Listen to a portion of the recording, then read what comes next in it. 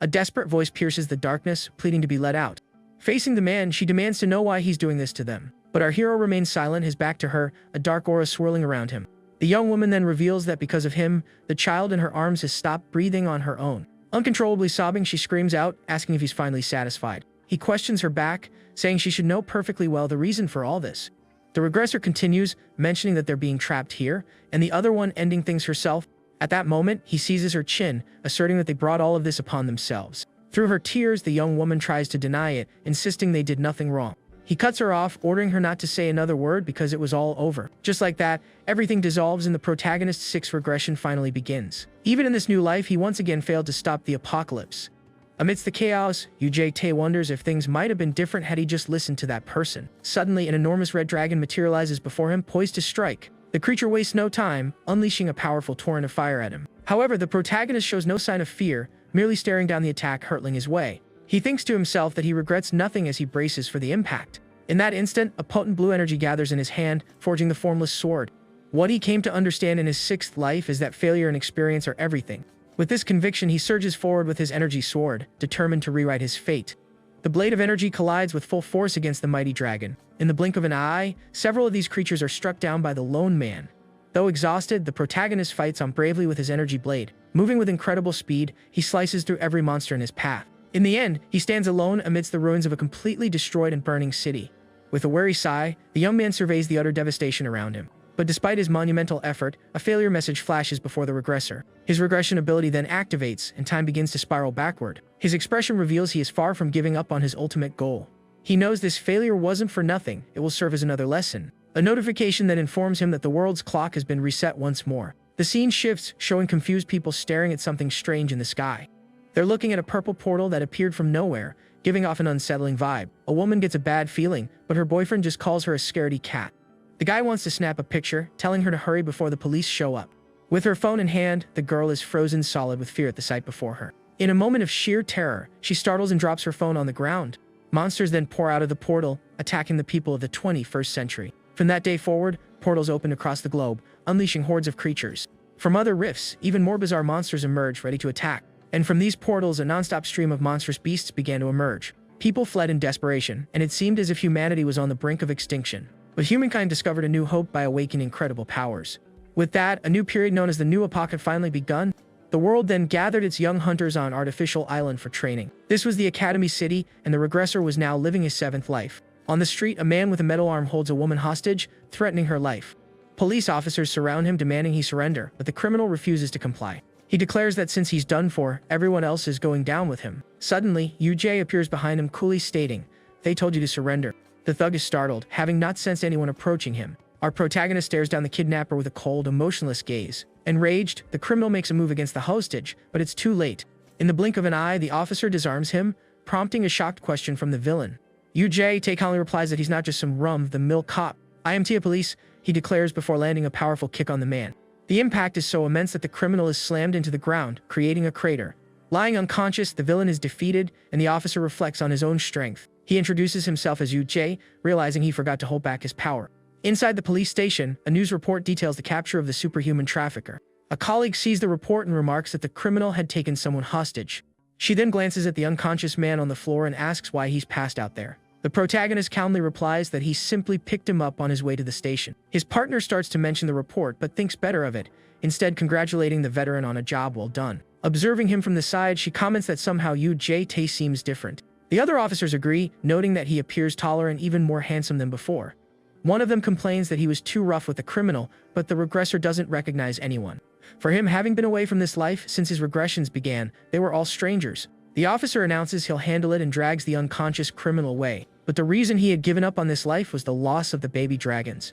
These hatchlings had traveled from another world to Earth just for a bit of fun. In the process, the chaos of war drove some of them mad, causing them to lose control. Others couldn't bear the world's evil, and some even stopped their own hearts from pure sorrow. Enraged by the passing of their young, the adult dragons launched their assault on humanity. Despite becoming incredibly powerful, he couldn't protect the world alone in his past lives. That's why, in this new regression, he plans to try a completely different approach. His colleague calls out to him, asking what his plans are after work that day. Blushing, she invites him to dinner at a new restaurant that just opened nearby. But UJT politely declines, explaining he needs to go to Europe to handle some business. The scene then shifts, revealing the beautiful city of Florence, Italy, his destination. In the Italian city, a green-haired girl is playing with children in a park. A mysterious hand gently ruffles the hair of a little girl, who beams with happiness. The green-haired young woman is having a wonderful time with the kids, who are running and laughing all around her. After their playtime, the children wave goodbye to her as our protagonist watches from a distance. He approaches the young woman, a serious expression on his face, and offers a greeting. She turns toward him, a look of curiosity and mild surprise on her face at his sudden appearance. As the wind tosses her hair, she studies him, trying to make sense of the situation. UJT, getting straight to the point, tells her she is going with him somewhere. An ability activates, and she greets him back flawlessly in his native language. She asks why he sought her out, and he replies that he has business to attend to. The young woman questions if he knew who she was, to which the regressor confirms he did. He then asks if she knows who he is, and she confirms that as well. With a smile, she turns and speaks his full name, UJT. She then meets his gaze confidently and asks if she got his name right. Surprised, his expression turns serious as he asks where she heard that name. Pointing to his chest, she says his name is written right there on his uniform. The girl giggles, admitting she was just kidding and has no idea who he is. But she is certain of one thing: he is powerful and does not belong here. The man remains silent, processing her words and their implications. She then questions if he's there to put an end to her, an idea the officer quickly denies. Her next question is whether he's going to kidnap her, to which he replies something like that. This leads her to accuse him of being a dragon freak, but he sternly tells her to cut the jokes.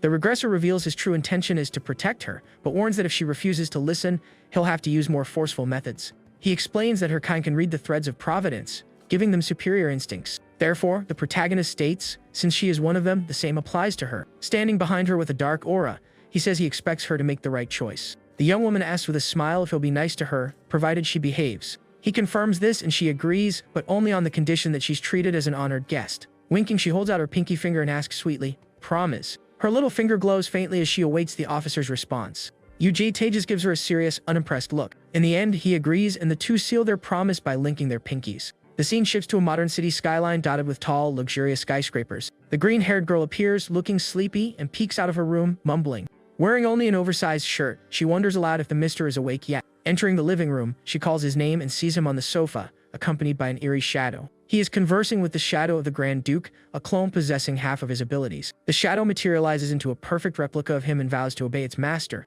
With that, the clone rises and walks slowly toward the young woman, who watches intently. The duplicate greets her, and she notes that he looks exactly like the original. UJT tells her not to worry, explaining the clone will handle his work, then asks if she slept well. She asks if he isn't going to work himself, but he clarifies that the clone is one of his skills, so it's practically the same as him being there. Besides, the regressor adds he needs to stay by her side for protection, which makes the young woman laugh awkwardly. To break the ice, she suggests they get breakfast, but the officer doesn't seem to grasp her hint. She insists, pointing out they need to eat since they skipped dinner last night, but he just says he's fine. The young woman explains it feels a bit strange to eat alone when the host of the house isn't joining her. The protagonist questions this, asking if she always eats and whether dragons can't survive without food. With a smile, she explains it's not about survival, delicious food brings happiness and energy. Getting excited, she stands up and urges him to go shopping, but UJT again says he's fine and doesn't need to. Undeterred, the girl insists, declaring with a confident look that she will show him the power of breakfast. The scene changes to the storefront of a large supermarket in the city called S-Mart. Outside, people are coming and going, doing their daily shopping as usual. Inside, other shoppers stare at the pair, and a child remarks that the young woman looks like a celebrity. A woman also comments on how handsome the man beside her is, while a friend teases her about it. The two of them walk through the aisles, and the young woman seems delighted by the unexpected trip. He questions the large number of items in their cart, but she explains the kitchen had no ingredients or even dishes. She says they'll need to cook, so they must have the basics, but he cuts her off, stating they'll eat out. Confused, she asks why, and the regressor explains they have to stop somewhere first. He also notes that it's well past breakfast time, and she apologizes, admitting she was having too much fun. As they walk, the man explains that she'll need a few essentials while staying there. He hurries her along, saying they have a lot to accomplish, which only confuses the girl more. They arrive at a shabby-looking establishment, where an old man with a cybernetic eye asks if she's the boss's girlfriend. The protagonist threatens him, telling him to shut his mouth and do his job unless he wants to lose his other eye. Afterward, they visit a place resembling a government office, where the young woman receives several documents.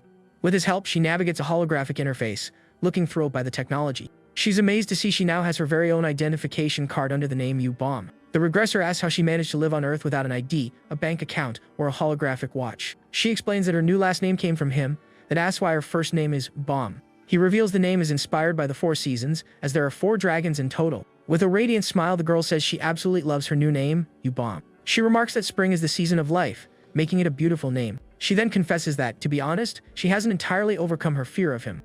The young woman continues, saying she knows he's a very dangerous and unpredictable person. But I don't think you're a bad person, she adds, prompting him to ask how she can be so sure after just one day. She turns to him and declares that her instincts are the best, as she belongs to the Green Dragon clan. The protagonist simply watches her in silence as flower petals drift down around them. With a gentle smile, she asks if she can observe him a while longer, just to be certain. Flashing a smile he's never seen before, the Green Dragon invites him to dinner, announcing that she'll be cooking. He gazes up at the sky, lost in thought, watching the cherry blossom petals fall slowly around him. Closing his eyes, the regressor thinks to himself that this was not a bad start at all. The story shifts to a desert somewhere on the African continent. There, a red-haired girl stares down at a man on the ground, mocking his weakness. Furious, the man curses her, asking if she really thought she'd get away with this. With a smirk, she grinds her heel onto his face and confirms that yes, she did, showing no remorse. The young woman then remarks she might have pressed a little too hard because he was ugly, and asks if he's passed on yet. Wearing a mask, she celebrates her record 199 wins in 199 fights. With a confident glint in her eye, she removes her mask and wonders who her next opponent will be. News reports flash across the screen, detailing the chaos in Africa and identifying the troublemaker. Back at the apartment, the protagonist sees the news and realizes it's time to make his move. Yubom calls him for dinner, but he tells her they can just go out to eat. However, at the table, the officer is confronted with a very strange dish, fish served with purple rice. He stares at the food with a deadpan expression as the young woman asks if it doesn't look good. She explains it's a sardine recipe she learned in England, combined with rice. The meal looks so unappetizing that the fish on his spoon seems to be begging for a swift end. His eyes turn a shade of purple as he silently stares at the plate, saying nothing. The man then announces he's going to retrieve the red one tomorrow, surprising the young woman. She warns him that bringing the red one along will be difficult, as she won't follow as obediently as she did. He suggests she come with him, but she doubts her presence would be helpful between different clans. The regressor questions the distance between them, and she confirms they all desire different things. The girl explains that she prefers a calm approach, but the Red Clan is anything but. She continues, explaining that they thrive on war and violence, and for them, being dominated is a fate worse than their end. The protagonist agrees but warns that if they don't bring the Red Dragon back soon, the situation will become dangerous. He reveals someone is pursuing her, and if things continue this way, the Red One will certainly be taken out. He insists that if she comes along, they can resolve everything peacefully and without any trouble. Yubom gives him a surprised look and asks why he's making that puppy dog face. She had thought he was the type to handle everything on his own, but the man simply remains quiet. With a smile, the young woman agrees to help, doubting he asks for favors very often. However, she has one condition, and the curious regressor asks what that condition might be. The condition is that he must eat everything she served, since she saw him put his spoon down. Closing his eyes, the young man seems to resign himself to the green-haired girl's blackmail. With that, he admits defeat and prepares to face her bizarre culinary creation. The scene shifts to a desolate, rocky area showing several soldiers lying fallen and defeated. In a ruined village, the red-haired girl is surrounded by the numerous enemies she has vanquished. One of the men on the ground groans in pain, while she complains about how weak they were. She laments that her 200th victory was so anticlimactic and wonders where she should go next. Suddenly, she remembers the Green One is in Europe and considers paying her a little visit. Two surviving soldiers comment in disbelief that their elite unit was wiped out by a single girl. One of them says they can't handle her alone and hopes arrives soon to help. The redhead appears behind them, asking what they're whispering about in the shadows. One of the soldiers turns in a panic and screams for her to watch out for what's behind her. But it's too late. With a battle cry, the red-haired girl lunges forward with her weapon. A brilliant light flashes and she braces for the intense combat about to unfold. Her weapon clashes against a golden sword in a powerful destructive impact. She strains against the force, wondering how her enemy's mana can be so heavy and overwhelming. The opponent's hand grips the sword firmly, not yielding a single inch to her attack. Screaming with rage, she unleashes a red aura, pushing back the enemy's sword with all her might. The soldiers are stunned to see her slice through the knight's mana as if it were nothing. Then the armored knight known as Javier finally steps onto the battlefield. Wreathed in flames, he orders his men to retreat immediately with the wounded. His eye glows from beneath his hood as he admits the girl's attack startled him a bit. Now without her mask, the redhead acknowledges that the knight's attack was incredibly strong and dangerous. With a confident smirk, she faces him and asks if he's the final boss around here. He remarks that she's younger than he expected, and she playfully responds to his comment. The young woman claims she wore a mask to avoid distracting others with her stunning beauty. But Javier ignores her, noting that she sensed the power gap yet didn't surrender. She scoffs at the idea of running just because he managed to break one of her weapons. The girl declares she'd rather go down fighting than surrender like a coward. With that, she charges forward enveloped in an intense, powerful red energy. The fight erupts as the two exchange swift and mighty blows without a moment's pause. Seizing a moment of distraction, she finds an opening and lands a cheap shot on the man. The red-haired girl is left utterly shocked by what just happened. Her punch landed dead on, yet the knight didn't even flinch, and she wonders how it's possible. He taunts her, saying she's clearly never fought someone stronger and has only had easy victories. With his eye gleaming in the darkness, the knight admits her talent is indeed impressive. But he warns her that he isn't the type to indulge her childish pranks. With that, Javier strikes with his golden sword, and the young woman screams as she tries to defend herself. He then activates his weapon's power, and the mighty blade of Ra begins to glow intensely. The knight uses ignition ability, preparing to unleash a devastating attack. Desperate, the girl realizes she can't dodge and braces for the impact. A massive beam of light shoots from the sword, heading straight for the redhead. She is sent flying into a wall, groaning in pain from the forceful impact. The man thinks to himself that he'll need to increase his own strength, as she had forced him onto the defensive earlier. Suddenly, he notices something odd and glances to the side, slightly confused. Javier wonders if she escaped, but in reality, the green one has appeared and saved her from the attack. The red one is surprised, and her friend says she heard she was in trouble and rushed to help. While healing her, the young woman warns that if she keeps fighting, she'll definitely be done for. But the redhead refuses to back down, insisting she'll fight to the very end, no matter what. Yubam then reminds her that the moment she's gone, their fun is over too. She explains that her passing isn't just her own to decide and asks if she really wants to spoil the game. With a smile, the green one says she still wants to enjoy Earth and asks for the red one's help. The red-haired girl just stares at her friend in silence, processing her words. She asks if the plan is to escape together but immediately dismisses it, knowing the knight would catch them. Yubam tells her not to worry, assuring her that the hold man will handle everything without a problem. The young woman reveals she didn't come alone, and at that moment, Yujite appears on the battlefield. With his eye glowing, Javier looks at the newcomer and asks who he is. A blonde girl appears, remarking that she smells the green one's scent, but that it's not her. The protagonist observes this scene with his usual wary expression, saying nothing.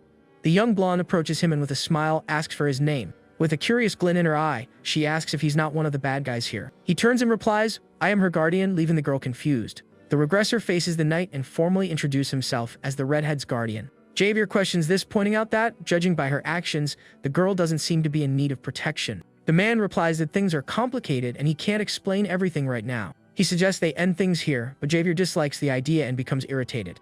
The knight insists the girl has crossed a line, but the protagonist defends her. Javier grows angry and tells him not to play word games. The man asks the knight to let the matter go, but he refuses. Enraged, the knight prepares for battle, his golden sword at the ready. He charges forward, warning that the area is under the jurisdiction of the San. With his sword glowing, he declares his intention to arrest them both as a San investigator. The knight lunges forward with his golden sword, unleashing a powerful and devastating strike. A massive explosion of light and golden energy obliterates everything in the vicinity. Through the settling dust, the knight confidently observes the wreckage from his attack.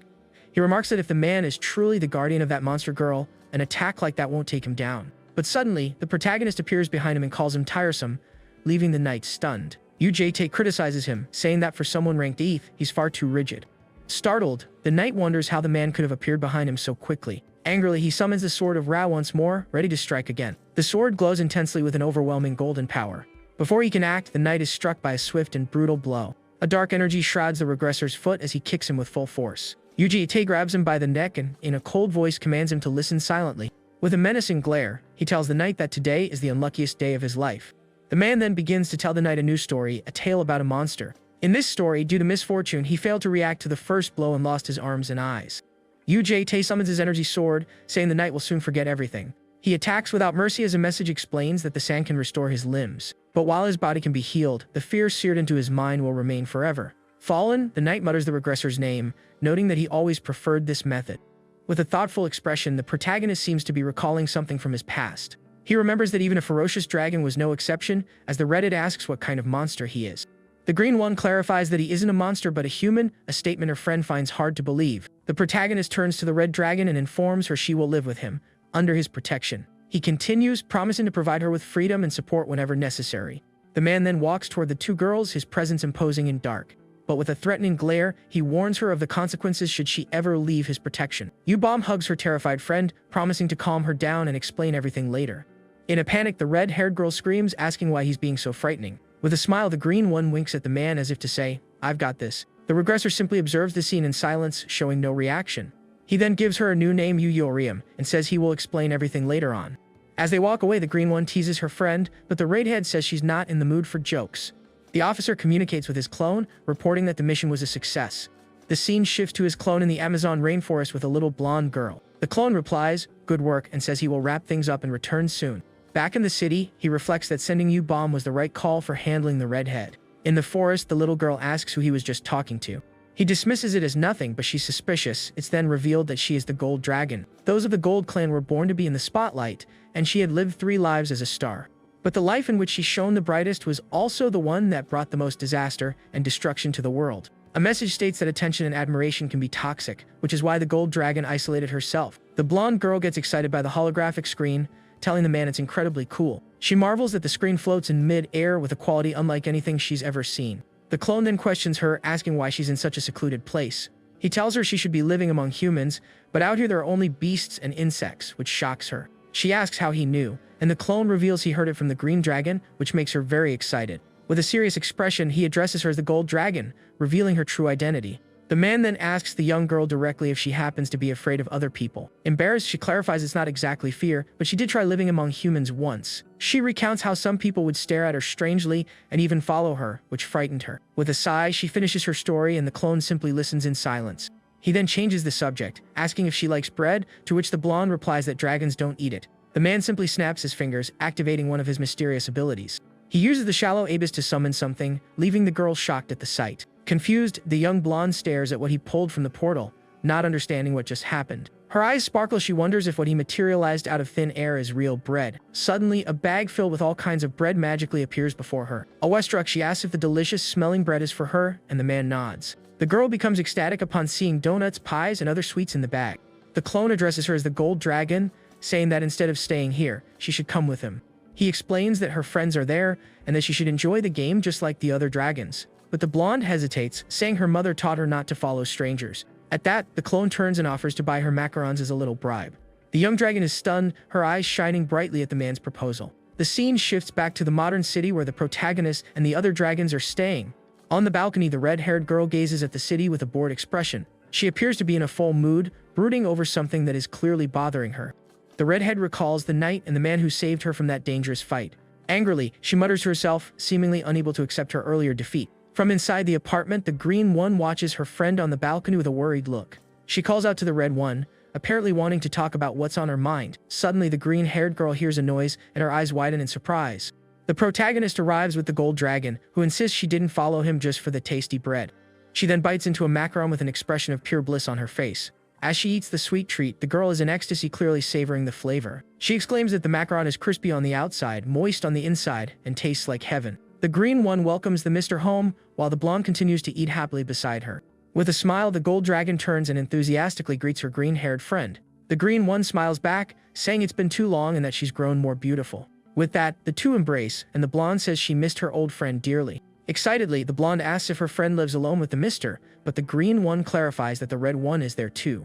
With that, the clone bids farewell to his master, and the original dismisses him, saying he'll be summoned again soon. From the balcony, the red-haired girl watches the scene unfold with an unfriendly expression. The protagonist just observes the situation in silence, holding the bag of pastries he brought. With a click of her tongue, the redhead makes her displeasure with the newcomers perfectly clear. But the gold one pays her no mind and waves with a radiant smile to her friend, the red one. The young blonde asks if she's alright, and the green one complains about the smell of her friend's cigarette. Irritated, the red one shoves a pastry into the gold one's mouth to shut her up. Angrily, she threatens the girl and tells her to stop being so annoying, which frightens the green one. In the living room, the man sits across from the three of them and asks for each of their ages. The green one replies that she's 20, while the gold one says with a smile that she's only 10. Lazily, the red one reveals that Summer, referring to herself, is 15 years old. The blonde proudly states that dragons mature quickly and she doesn't need to be treated like a child. She then asks about the nickname, Summer, and the redhead says she has no clue where it came from. Yubam explains that the Mr. named her Spring, which surprises the gold one. She questions him, as they aren't supposed to receive names before their coming-of-age ceremony. The blonde then deduces her name must be Autumn, and the man studies her for a moment. The regressor surprises her by revealing that the pup that is yet to be born will be Winter. Shocked, she asks if he knew about the blue one's egg, and her necklace begins to glow. He replies that she doesn't need to concern herself with how he knows so much about dragons. The protagonist announces that since they're all gathered, he's going to make one thing very clear. He explains they are free to enjoy their game, but must not stray outside the fence, leaving the blonde confused. He states that the game will be managed by him, prompting the redhead to complain that he sounds like a communist. In their cute forms, the three fall silent, and the red one asks if he has a problem with that. The redhead says she understands and asks if they can play nearby, and then the three of them stand up. With a smile, the green one tells the girls it's time to go out, as they need to get IDs and do some shopping. The gold one is excited, but the red one points out they have no money and suggests picking a fight somewhere. The man tosses his wallet to the green one, telling them not to worry and to just have fun. The green-haired girl thanks him and asks if there's any sort of spending limit for them. With an indifferent glance, he turns and replies that they can spend whatever they want. Subsequently, numerous spending notifications flood the man's watch, quickly exceeding the limit. Back at the apartment, the girls admire their purchases while the protagonist looks on. The green one approaches him and hands back the wallet, looking a bit embarrassed. She apologizes, explaining she wanted to buy him some clothes too, but the card was maxed out. Just then, the gold one calls out to him and, with a smile, asks the mister to look at her. She shows off her new outfit and mentions she also bought a video game console just like his. He tells her the clothes suit her well, and she thanks him, overjoyed by the compliment. Off to the side, the red-haired girl watches the scene silently with a serious expression. She then announces she also bought something, and the gold one gets excited to see what it is. With that, the redhead reveals a new sword, explaining her old one was destroyed in the fight. She asks if he likes it, saying she bought a high-quality one, but he dismisses it as not junk. At this, the gold one offers to give her friend some new clothes, but the redhead angrily rejects the gift. The green one explains that Summer has trouble expressing herself but is actually very grateful, which relieves the man. The regressor then asks Bomb why she didn't buy anything for herself. She smiles and says she did buy something, pointing to a small potted plant on the table. He is then taken aback to see that the only thing she bought for herself was a flower pot. She says that caring for plants is good for the soul, prompting him to ask about its significance. Holding the pot, the girl replies with a smile that it's because the plant is going to bloom. She continues, saying that because of this, it will become a cherished memory for all of them. With a gentle smile on her face, the green one adds that it will last forever. Suddenly, she turns and says she's curious about something, and he asks what it is. She asks if there's a way for them to enjoy their game, while still following the rules he set. The protagonist confirms that there is, surprising the girl with his unexpected answer. With that, he presents an application form and asks if they'd like to go to school. Both the redhead and the blonde are utterly shocked by the suggestion of attending school. The scene changes, showing the three girls returning to the apartment after a long day of interviews. The redhead complains about the lengthy interview, and they wonder where Mr. Tae is gone. Suddenly, the gold one remembers something dreadful and gets the other two's attention. Panicking, the blonde worries she might be the only one who failed, and the redhead grumbles about her friend's bad luck. The man appears behind her as she frets, reassuring her that they all did a great job. Desperate, the blonde girl latches onto him, convinced she's going to fail, but he calms her down. He then reveals he was out preparing something special for them, holding up a bag. At that, the girl catches a delicious scent coming from the bag and asks what's inside. He replies that it's something she adores, and her eyes light up with excitement at the surprise. But the protagonist surprises her even more by saying it's something she likes even more than bread. The scene shifts to show the gold one on a TV show, being introduced as a global pop star. With a bright smile, she thanks the host for having her and waves to the cheering audience. The host asks if she's familiar with the show, and she confirms with a smile. He then explains that renowned chefs will cook the guest's favorite dish on the spot. The man asks for her favorite food, joking that he thought she only drank morning dew. The young woman laughs, saying she's a person too, and doesn't just live on such simple things. With a radiant smile, she prepares to reveal her all-time favorite food. Next, 2 boxes of fried chicken and a soda appear in front of them. The redhead questions how it could be her favorite food when she's never even seen it before. The blonde declares it will be her favorite from now on, and the man mutters that the whole scene is so dramatic. The green-haired girl calls out to him, asking if he isn't going to eat with them, but he declines. With a gentle expression, she insists, saying he really should eat with all of them. But the regressor ignores her plea and steps out onto the balcony to take an important call. On the line, a person introduces themselves as being from the academic office and confirms his identity. The caller then reveals they are calling because a small issue arose during the interview process. He asks what the problem is, and the person on the other end mentions the name Bomb. The caller reveals that cadet Bomb achieved a perfect score in her selection interview. The interviewers were full of praise and recommended she deliver the oath at the entrance ceremony. The problem, however, is that the girl declined the offer while eating chicken with her friend. The man refuses to even consider persuading her, stating that her wishes are his wishes. With that, he ends the call, just as the red-haired girl appears behind him on the balcony. She asks about the call, and the regressor corrects her, telling her to call her friend Bomb. The redhead thinks the name is cheesy and asks if he's trying to play house, but he just questions her back. Cigarette in hand, the young woman remains silent for a moment, studying the man. She finally asks why he's sending all of them to school. Tae replies it's so they can do whatever they want, but the redhead retorts that she just wants to fight.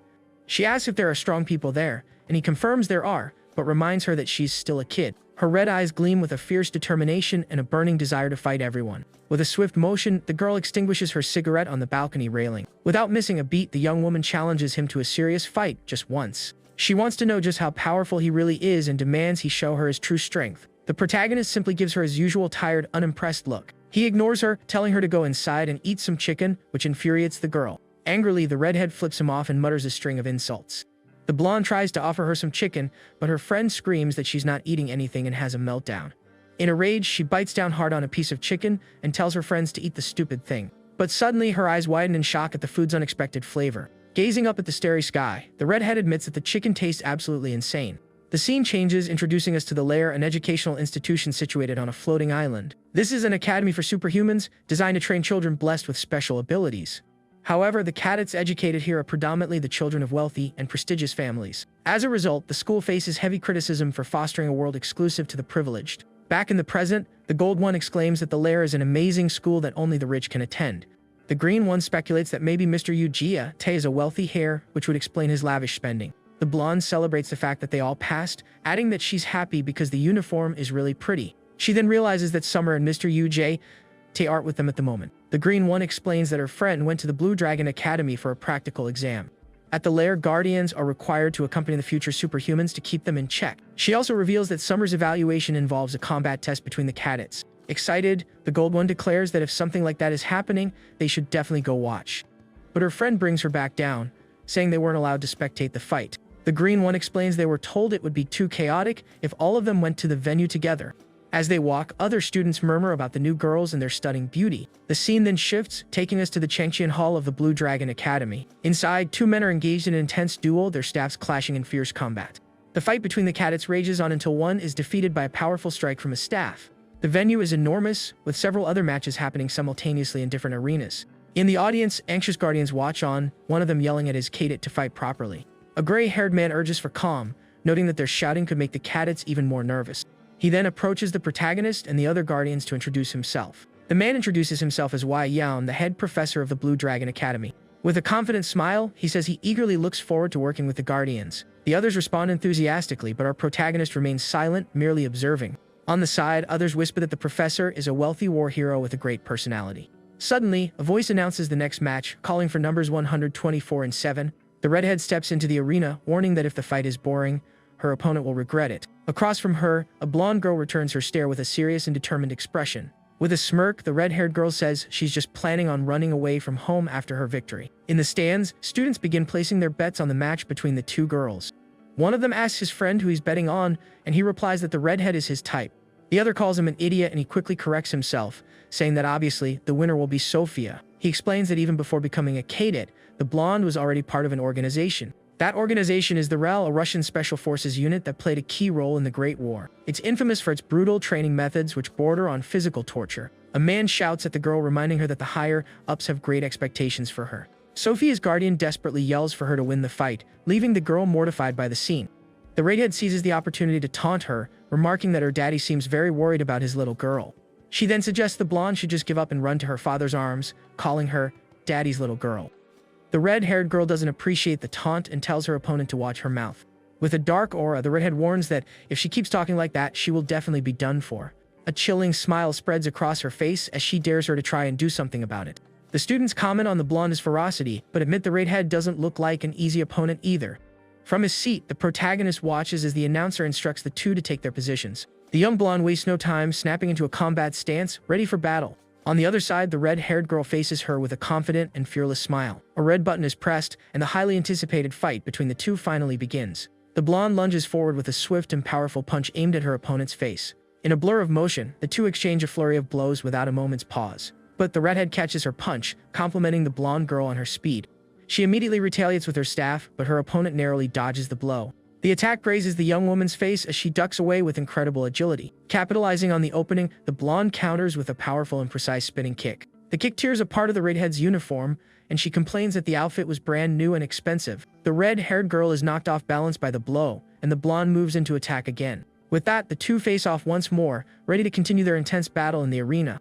The blonde lunges with a powerful punch, but the redhead dodges the attack with ease. The two continue their exchange of blows, with the redhead using her staff to defend herself. The red-haired girl dodges another attack and prepares for a counter. She kicks off the arena cage to gain momentum and launches herself toward her opponent. With an impressive leap, both fighters prepare for their next mid-air clash. The redhead attacks with her staff, a savage grin on her face during the battle. But the blonde manages to block the attack, crossing her arms in a defensive stance. A bluish energy envelops her arms as she successfully intercepts the blow. Angrily, the blonde girl grits her teeth, glaring at her opponent with determination. Across from her, the redhead just gives a confident smirk, a victorious look in her eyes. With a swift movement, the young blonde manages to break free from the red-haired girl's attack. She then attempts to land a punch, but the redhead dodges and the fight continues. The red-haired girl taunts her, asking if she seems any easier to defeat now. With a menacing smile, she remarks that now that she's just toying with her, the blonde seems much weaker. Without wasting a moment, the redhead lands a powerful punch squarely on the blonde girl's face. The impact is so strong that the young woman is sent sprawling onto the arena floor. With blood trickling from her mouth, the blonde girl struggles to get up, clearly injured. The redhead seizes the opportunity, preparing to end the fight with another strike. Staff in hand, she looks down at her with a smile and a look of triumph on her face. The announcer declares the end of the match and the victory for number 120 for the redhead. The blonde girl is left completely shocked and in disbelief after the humiliating defeat. The redhead calls her trash, remarking that they gathered the world's so-called elites for nothing. The students are stunned to see Sophia defeated so easily. One of them notes that the redhead barely has a scratch on her and was just playing around the entire time. Other students begin to taunt the blonde girl, calling her trash for losing. As a medic tends to her, her guardian overhears others saying she only got her spot because she's pretty. Angrily, the blonde girl listens to all the malicious comments in silence, her head bowed low. The medic finishes the first aid, and the guardian thanks her with a trembling voice. But the young woman gets to her feet, declaring it's not over yet because she's still able to fight. She looks at her guardian and insists the match isn't finished and that she can continue. With a sigh, the man comforts her, saying she already did her absolute best in the fight. He tells her that her current strength isn't enough to beat the redhead, but that he isn't disappointed. The guardian consoles her, saying that this loss might actually be a blessing in disguise for her. With a smile, he explains that the experience of defeat is what makes a person even stronger. He says he will handle the report for his superiors, but the medic interrupts him. The blonde girl rises, a knife now in her hand, insisting she hasn't given up the fight. A blue aura envelopes her hand as she prepares to attack with renewed energy. She screams at the redhead that the fight isn't over and asks where she thinks she's going. In a flash, the blonde charges forward with incredible speed toward her opponent. The two prepare for another direct clash, their auras flaring brightly. From the audience, the protagonist watches the scene with a cold, emotionless expression. Angrily, the redhead curses her opponent and readies herself for the next round. The blonde girl screams and lunges with all her might, ready to end the fight once and for all. In the stands, the students are completely shocked by the battle's intensity. The professors and guardians also watch the scene unfold with expressions of surprise and fear. Tae remains calm and indifferent, as if the fight were nothing out of the ordinary for him. With a blue aura, the two collide in a powerful, energy-filled strike. The impact is so strong that both are thrown back across the battle arena. Lying on the ground, the redhead clutches her bloody knife and glares at her opponent with rage.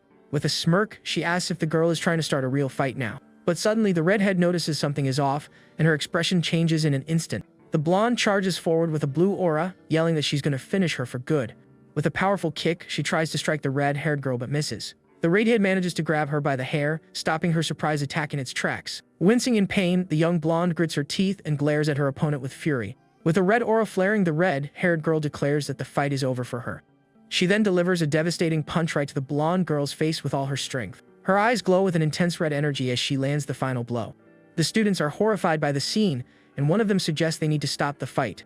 The redhead throws the blonde to the ground and then takes down several other students who try to intervene. The blonde girl collapses to the floor, completely defeated and unconscious after the assault. But the redhead knows the fight isn't over, as her opponent managed to wound her earlier. With a red aura, she says she's going to repay the favor for the injury she received. But before she can act, Sophia's guardian grabs her arm forcefully. He yells at her to stop, and the girl curses him, demanding he let her go immediately. The head professor shouts for the mages to create a containment space and pauses the interview on the spot. With that, several men in white robes appear and use their powers to erect a barrier. They prepare to contain the situation and prevent the red-haired girl from attacking further. A blue energy barrier forms and everyone is transported to a new location. The redhead tosses the knife to the ground, complaining about being the only one getting reprimanded. She points at the guardian, arguing that it was his girl who attacked her first. The man claims she could have simply subdued her opponent, but the redhead tells him to shut up. The head professor intervenes, asking for calm as tensions are running high. He informs her that an assistant has gone to fetch her guardian and suggests she try to calm down. But the young woman retorts that she's about to explode with anger, and the professor says he understands her feelings. The red-haired girl gives him a confused look and asks what he means by that. The professor threatens her, saying that if she continues, her actions could harm her family. With a chilling smile, he mentions that she isn't the only one belonging to the Yu family. He displays images of the other girls, threatening the redhead with her friends' well-being. With that, he asks if she would feel alright if her friends were to suffer because of her.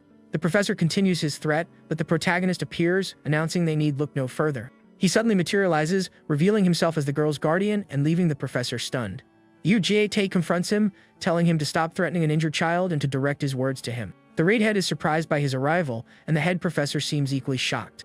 With a serious expression, the red-haired girl looks at her guardian, saying nothing. The scene shifts to show the academy building now encased in a powerful magic barrier. In a room, the professor offers Taiwanese tea to the two guardians present. With a smile, he remarks that the tea brings peace to the mind, attempting to de-escalate the situation. He thinks to himself that he's never heard of the Yu family, but he can tell the man is a high ranker. The professor decides he must investigate this man and his mysterious family more thoroughly. With that, he begins the conversation, apologizing for the incident that occurred in the arena.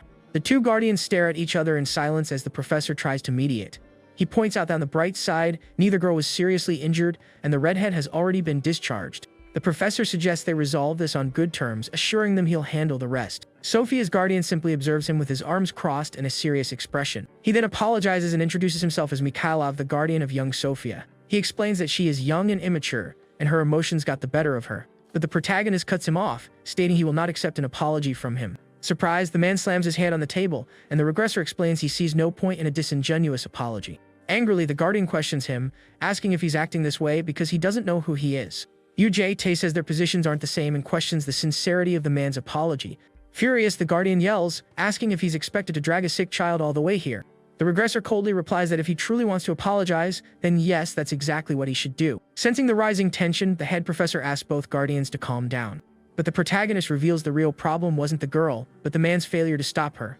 Irritated, the other guardian shouts back, defending himself by saying the situation was too sudden. Yu Jie looks at him with contempt and calls it a pathetic excuse. He continues asking if the other man has no shame, using a child to cover for his own incompetence. At that, Mikhailov grabs him by the collar, warning that his patience has a limit. Enveloped in a blue aura, he asks if the man wants to make an enemy of the Ryle. He then scoffs, saying the Yu family is a name he's never even heard of. Suddenly, the Russian guardian's eyes widen in complete shock. The regressor is now holding his knife, remarking that its inner blade is sharp and could have been dangerous. He points to the loose sheath, explaining that's how the girl got the knife, which stuns the man. With a dark gaze, the protagonist simply looks at him and speaks his name, Mikhailov. In a vision, he appears behind the guardian, advising him to stick to crowded streets from now on. Face beaded with sweat, the Russian guardian glares at him with a mix of pure fear and rage. The protagonist then stands, announcing that since their conversation is over, he'll be leaving. As the regressor walks away, the other man remains silent, utterly defeated. A chilling smile plays on the head professor's face, as if he found the whole ordeal highly amusing. The protagonist simply turns and begins to walk out of the meeting room. Outside, the red-haired girl is waiting for him with a serious expression. He asks how she's doing, and she replies it was just a scratch, as her clan is resilient. With a bandage on her cheek, the redhead stays quiet, seeming to ponder the situation. She then looks at him and asks if he also thinks she was in the wrong during the fight. The young woman turns away, wondering if this whole mess was her fault in the end. Angrily, she says it feels unfair but questions if perhaps she should have acted more maturely. But the man surprises her by saying she did well, leaving the girl confused by his response. With a cold look, he advises that next time she should handle her opponent without any witnesses. The regressor then turns and continues walking, leaving the young woman behind to process his words. A smile spreads across the red-haired girl's face. She seems to have really liked his advice. Running to catch up, she tells him not to regret it later, and he confirms that he won't. The officer then tells the redhead to pack her things, and she asks where they are going. He reveals they'll be moving to the lair, and she asks if he means the dormitories. The girl leans in close, a curious expression on her face, trying to understand what's happening. Suddenly, the head professor appears with a smile, asking for a moment of the guardian's time. The man says their discussion is over, but the professor insists it's about the cadet. The redhead groans that she doesn't want another lecture, but the professor says he has a great offer for her. He then invites her to be the freshman representative, leaving her shocked by the idea. He explains she would be the face of the academy, receiving a scholarship, artifacts, and media fame. The protagonist questions the proposal, asking if the professor has the authority to make such an offer, but the man reassures him. He reveals a connection to the vice director, and the regressor gives him a dark look. The professor urges him to think it over carefully, as he won't find another opportunity like this elsewhere. The officer thinks to himself that he certainly has a connection, since both he and the vice director are demons. It's revealed that demons are humans who, instead of receiving a blessing, embrace the abyss. They crave blind rage, the annihilation of humans, and pure unadulterated destruction. Because of these demons, the world faced a grave threat, and the man lost precious things. That's why, when the professor first appeared before him, he was filled with an immense hatred. Yu Jie has imagined ending him countless times for what happened in his past lives. But he held back time and time again, because that man needs to suffer greatly before his end. Back in the present, the protagonist says he understands what the professor is offering. However, he believes the girl's opinion is what matters most, as he is merely her guardian. The professor agrees, saying that ultimately, the choice rests with the cadet, and he won't interfere. He then turns to the redhead, saying many things are about to change and he wants her to lead an event. With a smile, he asks if she would help him paint the future of the academy by his side. But the red-haired girl surprises him and, with a cute expression, says she doesn't want to. The man, shocked, asks if he heard her correctly, and the young woman confirms that he did. She then says they should go home and prepare for the move, prompting the professor to ask why she was even there. The girl calmly replies that she was just lying in her room, not really doing anything. The man stares at her, confused, and asks what happened after that. With a yawn, the girl says she got bored, so she figured she'd pick a fight. The professor glares at her with a dark smile, looking thoroughly irritated by her response. He then looks out the window with a thoughtful expression, as if he's plotting something. The protagonist gets the redhead's attention and tells her to look down, leaving her confused. Below, she sees a crowd of reporters with cameras and asks what's going on. The man explains they are journalists from all over the world, waiting for a statement on the incident. With a smile, he threatens her, saying her entire academic life hinges on a single word from him. But the young woman rejects the offer again and leaves with her guardian, leaving the professor stunned. He watches them walk away in silence, seemingly in disbelief at what just transpired. With a menacing glare, the professor says he truly hopes they won't regret their decision. Outside, a reporter is completely astonished to see the red-haired girl emerge. Instantly, all the journalists swarm her, bombarding her with questions about the fight. The young woman is overwhelmed by the flashing cameras, looking extremely annoyed by the situation. One reporter tells her the video of her fight has gone viral and asks if she was trying to get attention. They continue to hound her, asking why she enrolled and what her plans are, leaving her speechless. The officer tries to shield her, but the redhead stops him, saying she'll answer their questions. She then grabs a reporter's microphone and asks if they really want to know what she's going to do. With a wicked smile, the red-haired girl gives a very direct and shocking response. The scene then changes, showing a beautiful view of the futuristic city that houses the academy. Next, we see the luxurious dormitory within the lair, where the students will now be living. Upon arriving at the dorm, the gold one is completely mesmerized by their new home. Both she and the redhead are impressed by the size of the living room, wondering if this is really where they'll live. The blonde girl then sprints for the stairs, shouting that the best room will be hers, and the other follows. With a curious peek, the young woman looks through a doorway to see what's inside. Her eyes turn to stars as she sees how unbelievably luxurious the room is. She steps inside, shocked, wondering if a place like this isn't too good for her. The girl explores the room, falling in love with the massive bed, the modern TV, and the bright sunlight. With a smile, the young woman looks at herself in the mirror and decides she's going to make the most of this room.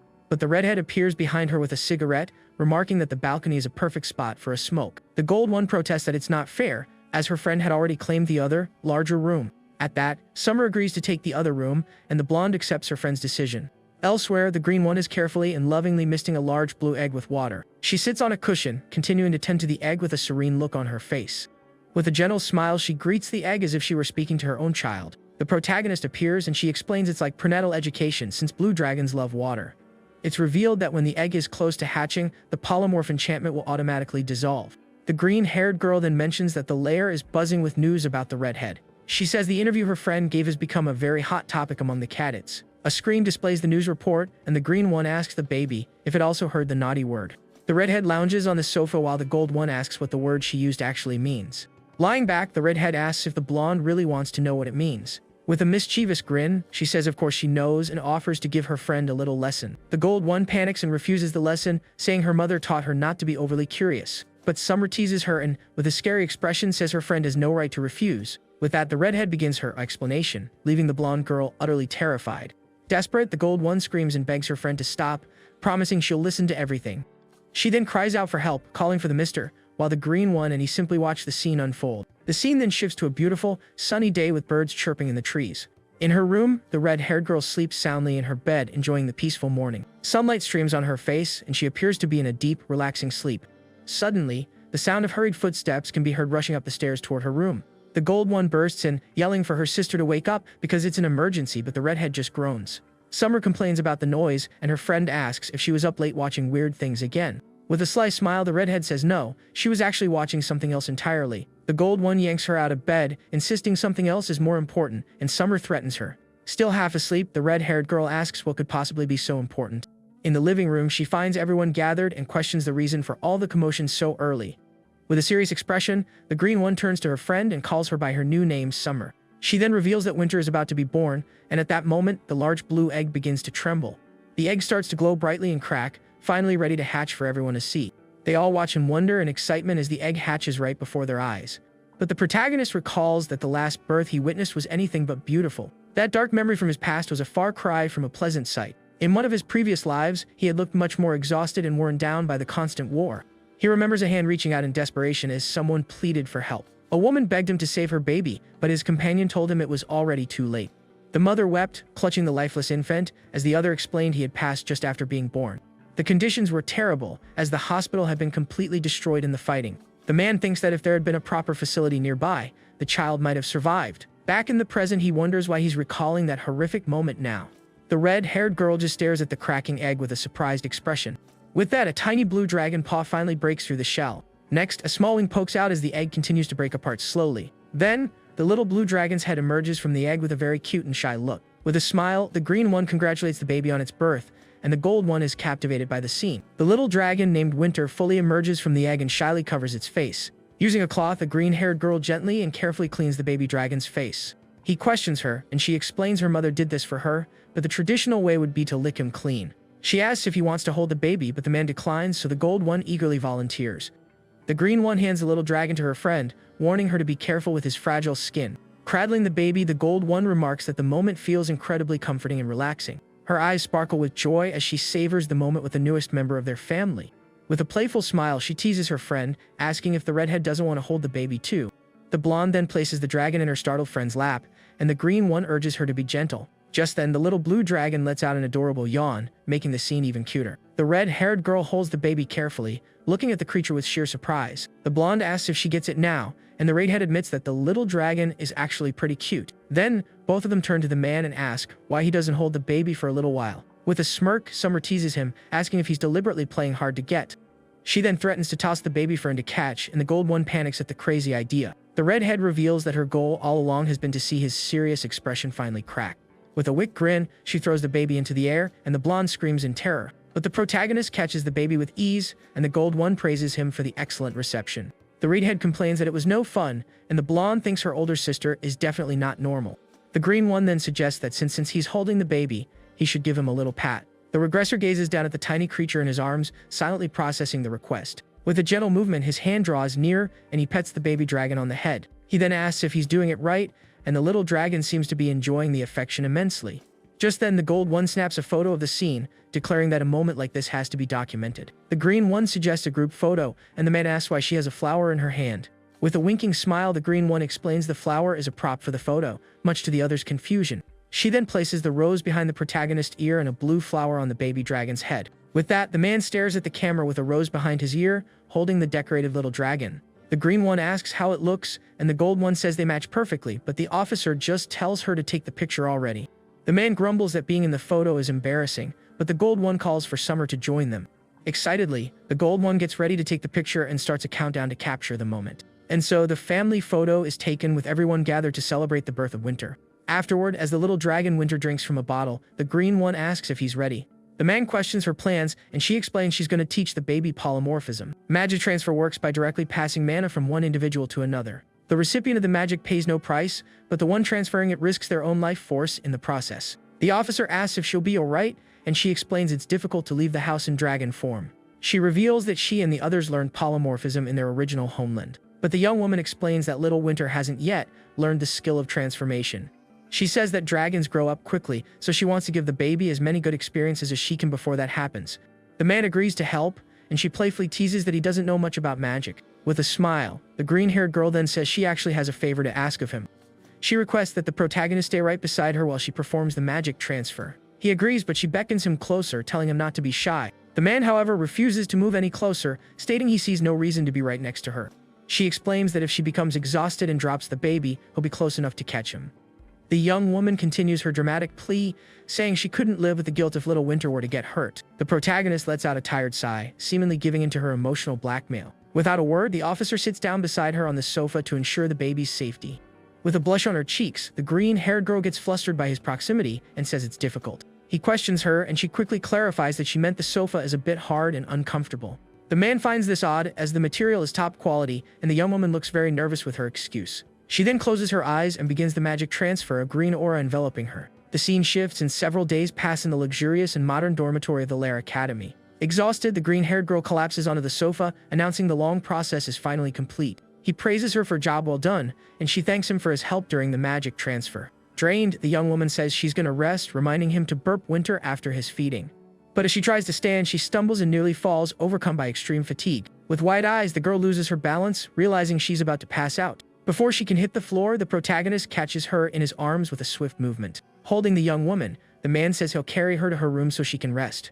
Surprised and blushing, the green-haired girl looks up at her guardian without saying a word. He then lifts her like a princess, and she jokes that the situation is a little embarrassing. She asks if she's heavy, and he replies that she's light as he carries her to her room. Finally, the young woman is sleeping peacefully in her bed after a tremendous effort. The protagonist watches the girl sleeping and carefully closes the bedroom door. He then walks down the hallway, apparently heading somewhere important. Suddenly, a powerful blue energy flares up, catching the attention of the man as he passes by. Startled, he quickly turns to see what's happening and where the light came from. With wide eyes, he wonders if the polymorphism process could have finished so quickly. The blue energy swirls around the room, and then a new figure appears seated on the living room sofa. The man approaches and sees a little blue-haired girl staring at him with a shy expression. The newly transformed young girl seems a bit frightened by her new form. In her human shape, the little blue dragon shrinks back on the sofa with a cute and curious look. The regressor is left completely speechless by the scene, his reaction one of pure astonishment.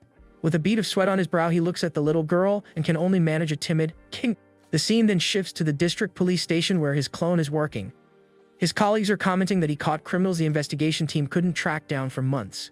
One of them approaches with a credit card, inviting him out for a meal as a reward for his hard work. But a female colleague teases him, pointing out he's using the company card, and he deflects the comment. The man says he has something to do and leaves, surprising the others with his abrupt departure. His colleagues complain that he's been acting suspiciously and ask if he's gotten a girlfriend. With a distant look, the man denies the accusation, saying it's nothing like what they're thinking. He then says his goodbyes and leaves as his colleagues shout after him, asking if he hates them. The scene closes with a beautiful view of the city, its green trees and modern buildings. On the street, a black-haired woman is talking with a friend on her holographic communicator. She's telling her friend how she told some guy to stop contacting her like a loser. But it's revealed that the one working in the officer's place is his clone, the Shadow of the Archduke. This was an ability of the Archduke from the demonic realm, used to influence various duchies. But after the protagonist defeated him, the ability became his own. The scene changes to show a black-haired woman walking through the city with a serious expression. She then spots the man she's been looking for, sitting alone on a park bench. With that, she approaches him and greets him very formally, addressing him as "my sovereign." With wide eyes, the woman seems taken aback by the way the man has addressed her. Sitting on the bench, the officer is holding little Winter and asks what the formal address means. He explains he's just returning from the salon, and the woman realizes the child has undergone polymorphism. An elderly couple walks by, commenting on what a lovely couple the two of them make. Flustered, the agent offers to hold the child for him if she's being a bother. But the little blue dragon glares at her with a look of suspicion and a hint of anger. The woman is left completely stunned and speechless by the little girl's intimidating stare. He says it's fine because the child can walk, and she then sits down next to him. She questions him, asking why the other girls aren't with him at the moment. The man reveals that U-Bomb is unwell due to the side effects of the magic transfer. He adds that it's still a bit difficult to manage the other two girls right now. The agent understands and, with a serious look, asks what he wanted to discuss with her. He pretends not to know what she's talking about, then chides her for playing dumb. With an awkward expression, the agent seems to be processing her master's words. She then clarifies that it's not a complaint, but a question regarding the mission she was given. The agent explains that of all who have commanded her before, none have ever desired a normal, peaceful life. They used her for more significant tasks, like eliminating those who needed to be dealt with, or they would dispatch her to places where a show of power and influence was required. But since the sovereign of this regression only wants a normal life, she can't understand his motives. He tells her it's natural for her to think that way, as she is, after all, her own person. The man reassures her that there will be work for her soon, and until then, she should focus on her current job. He also mentions that her team was disappointed and suggests she go out for a drink with them. Furthermore, he informs her that she will have to say goodbye to them soon, and she looks at him in silence. The agent understands the message and bids him a formal farewell as she departs. The protagonist simply watches her leave with his usual wary expression, saying nothing. With a serious look, he turns to little Winter and asks if she wanted that very badly. Nearby, a mother tells her daughter she would have bought the gift sooner if she had known how much she wanted it. The little girl hugs her new panda teddy bear with immense happiness and gratitude. With sparkling eyes, little Winter watches the scene with an expression of pure admiration. The regressor notices the little girl's gaze and, in a calm voice, asks if she wants a doll. Using his ability, he summons something from the shallowest part of the abyss for the girl. He then produces a blue teddy bear, explaining it's a bit different from the other one she saw. Little Winter takes the blue teddy bear and hugs it, a look of surprise on her face. The toy looks incredibly soft and cuddly, and the little girl stares at it with admiration and affection. With a blush on her cheeks and sparkling eyes, the young girl seems to have adored the unexpected gift. The man then moves closer to her and, in a calm voice, asks if she likes her new toy. But suddenly, the little girl drops the teddy bear on the ground, leaving the officer confused. She then walks toward him and looks up at him silently as if she wants something else. He picks her up and asks if she wants anything else, but warns her this was the last thing. With a determined look, the little blue dragon stares at him intently, not breaking eye contact. With her tiny hands, she holds the man's face in a delicate and unexpected gesture. She then brings her face close to his and closes her eyes, as if about to give him a kiss.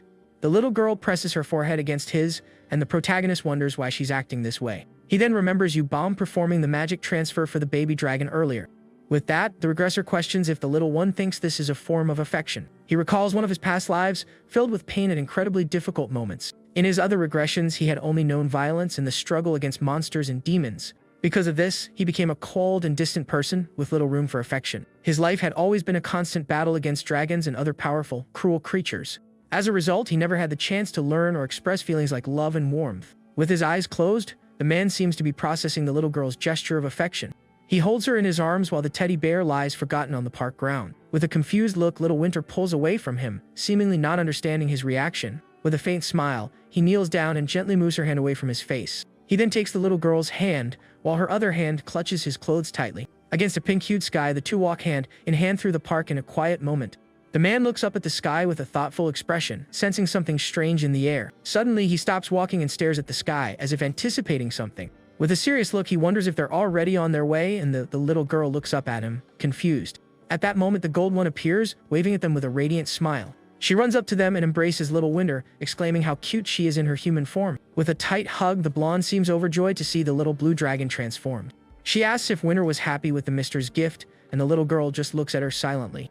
The man then asks if she can read the little one's thoughts, and the blonde explains how it works.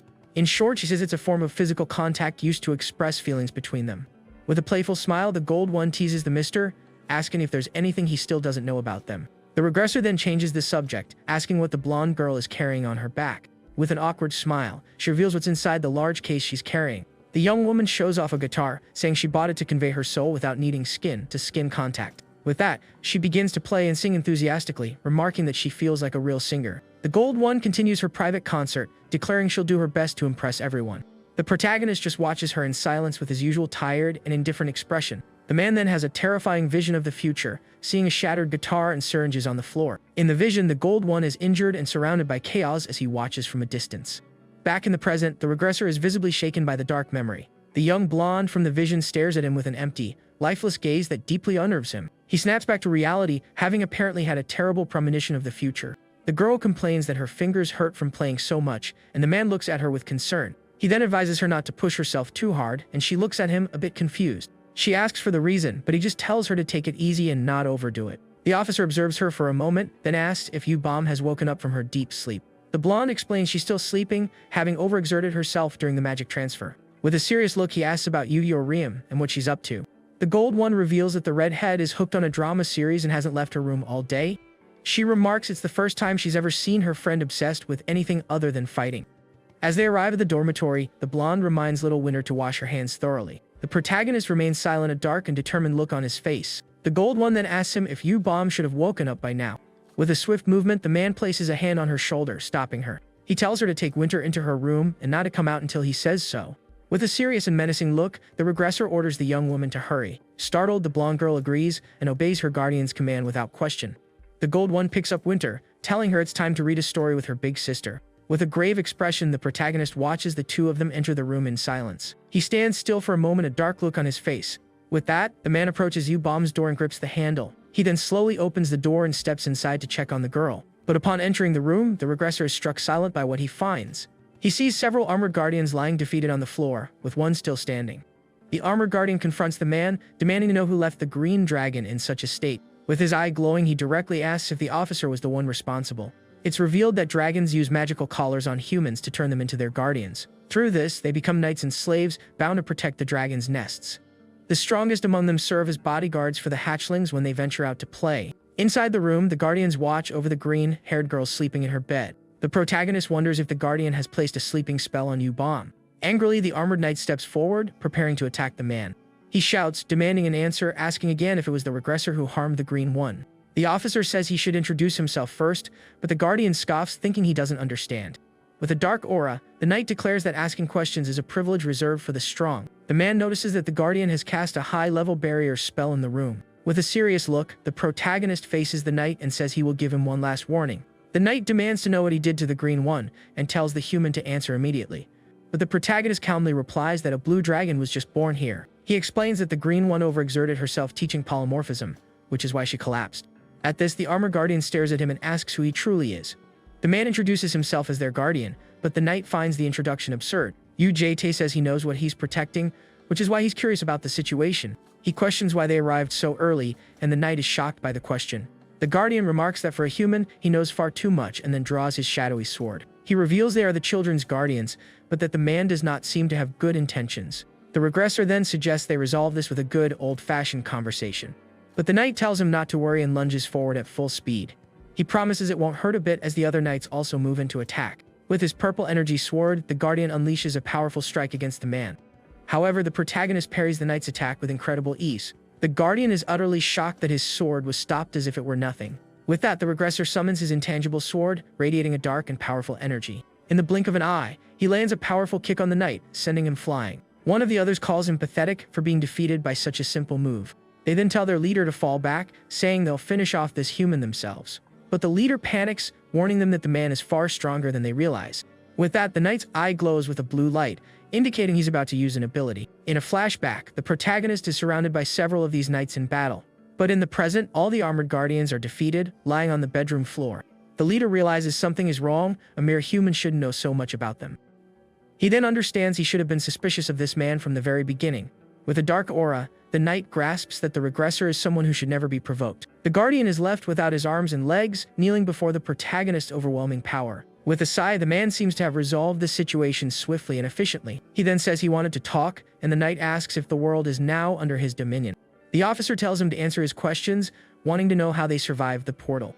The knight reveals it was all due to a strange dimensional distortion they encountered. He explains that his master opened a portal for them, but something unexpected occurred. For some reason, the dimension warped, and they were all ejected from the portal.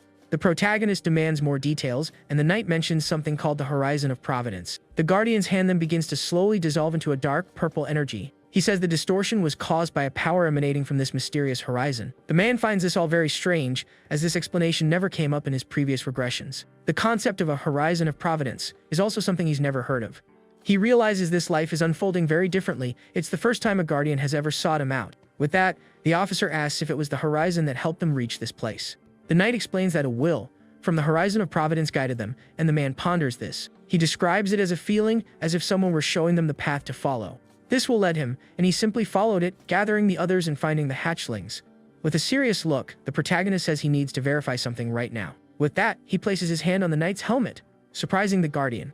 The officer then leans in and commands the armored guardian to look directly into his eyes. He activates his ability, the Eye of Balance, one of the three authorities of the Archduke of the Demonic Realm. With this power, he can discern truth from lies, and he uses it on the knight. Closing his eyes, the regressor confirms that everything the armored guardian has said is true. He thinks about how he has always dealt with worldly threats, fearing a problem like this might arise.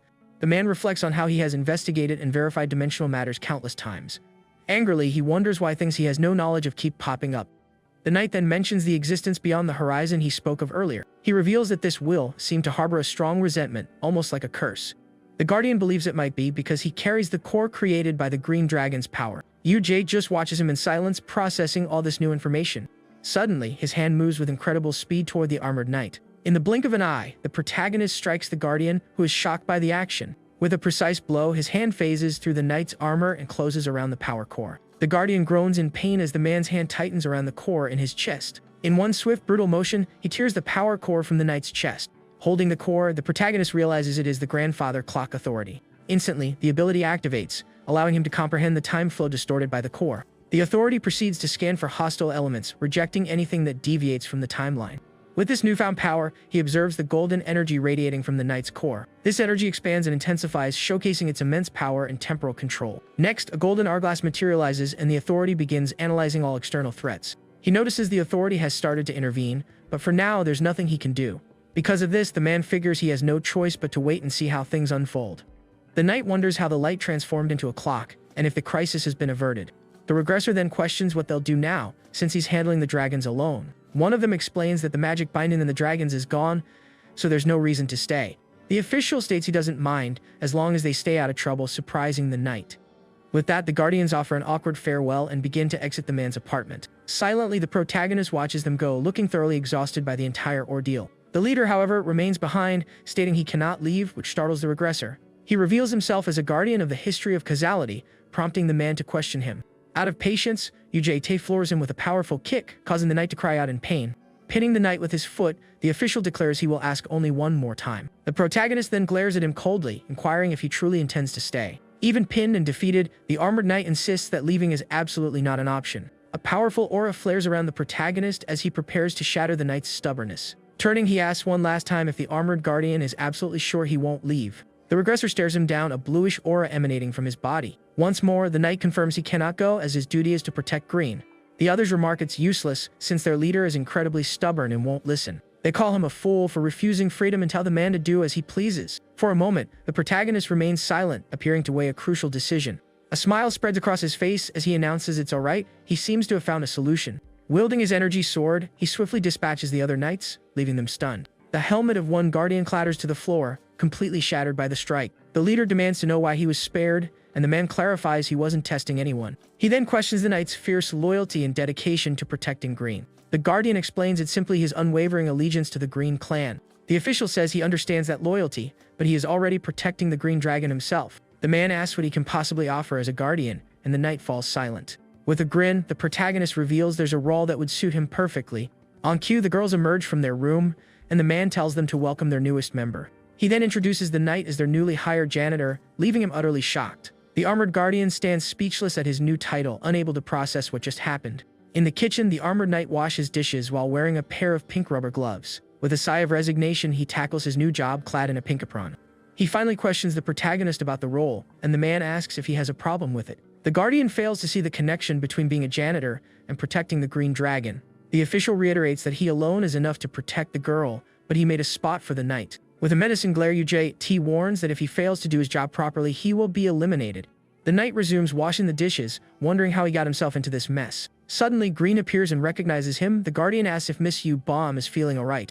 Smiling, she reassures him it was just a common cold and nothing to worry about. The young woman mentions hearing he'd be working as their janitor, and he confirms it's true. She then compliments him, saying the apron suits him perfectly, which catches the knight off guard. With a radiant smile, the young woman asks the new janitor to please take good care of them.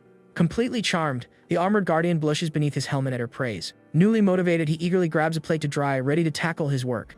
He tells the young lady to leave it all to him, promising she won't even have to get her hands wet. But in his enthusiasm, the knight accidentally shatters an expensive plate, leaving the girl speechless. Elsewhere, Little Winter admires her reflection in a mirror, clearly loving her new outfit. Goldie then asks which outfit looks best, and he replies that Winter looks lovely in anything. From a distance, the protagonist observes the scene with his perpetually tired and indifferent gaze. The blonde chuckles, commenting that the new janitor certainly knows how to charm a crowd. The protagonist studies his own hands, seemingly lost in serious thought. He then casually mentions that Goldie is still playing the guitar, startling the girl. Green insists he's being too harsh, but the man dismisses her accusation. Changing the subject, he asks if the redhead is still binge-watching dramas in her room. The janitor reveals he tried to clean her room, but was promptly kicked out, which worried him. Green guesses that her friend likely stayed up all night watching her show. A serious expression crosses the protagonist's face as he remains silent, a hint of suspicion in his eyes. He then heads toward the red-haired girl's room to see for himself what is happening. With a look of determination, the man prepares to open the door and uncover the truth. Upon entering, he's greeted by a mess of empty bottles and an overflowing ashtray. The redhead sits on the floor, drink in hand, and gives him a bored look.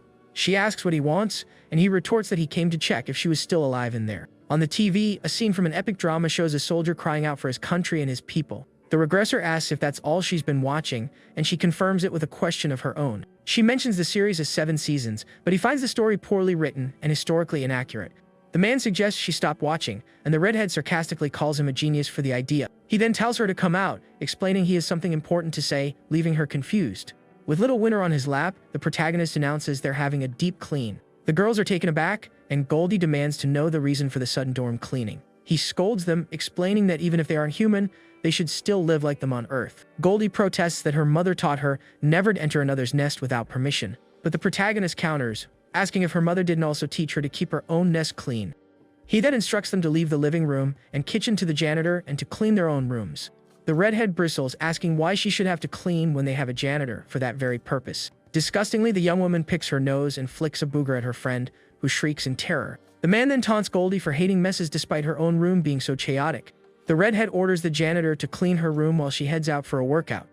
Green announces she has already cleaned her room and is going to buy groceries since they have more people living there now. Holding little Winter, the regressor tells her that she understands too and needs to pitch in.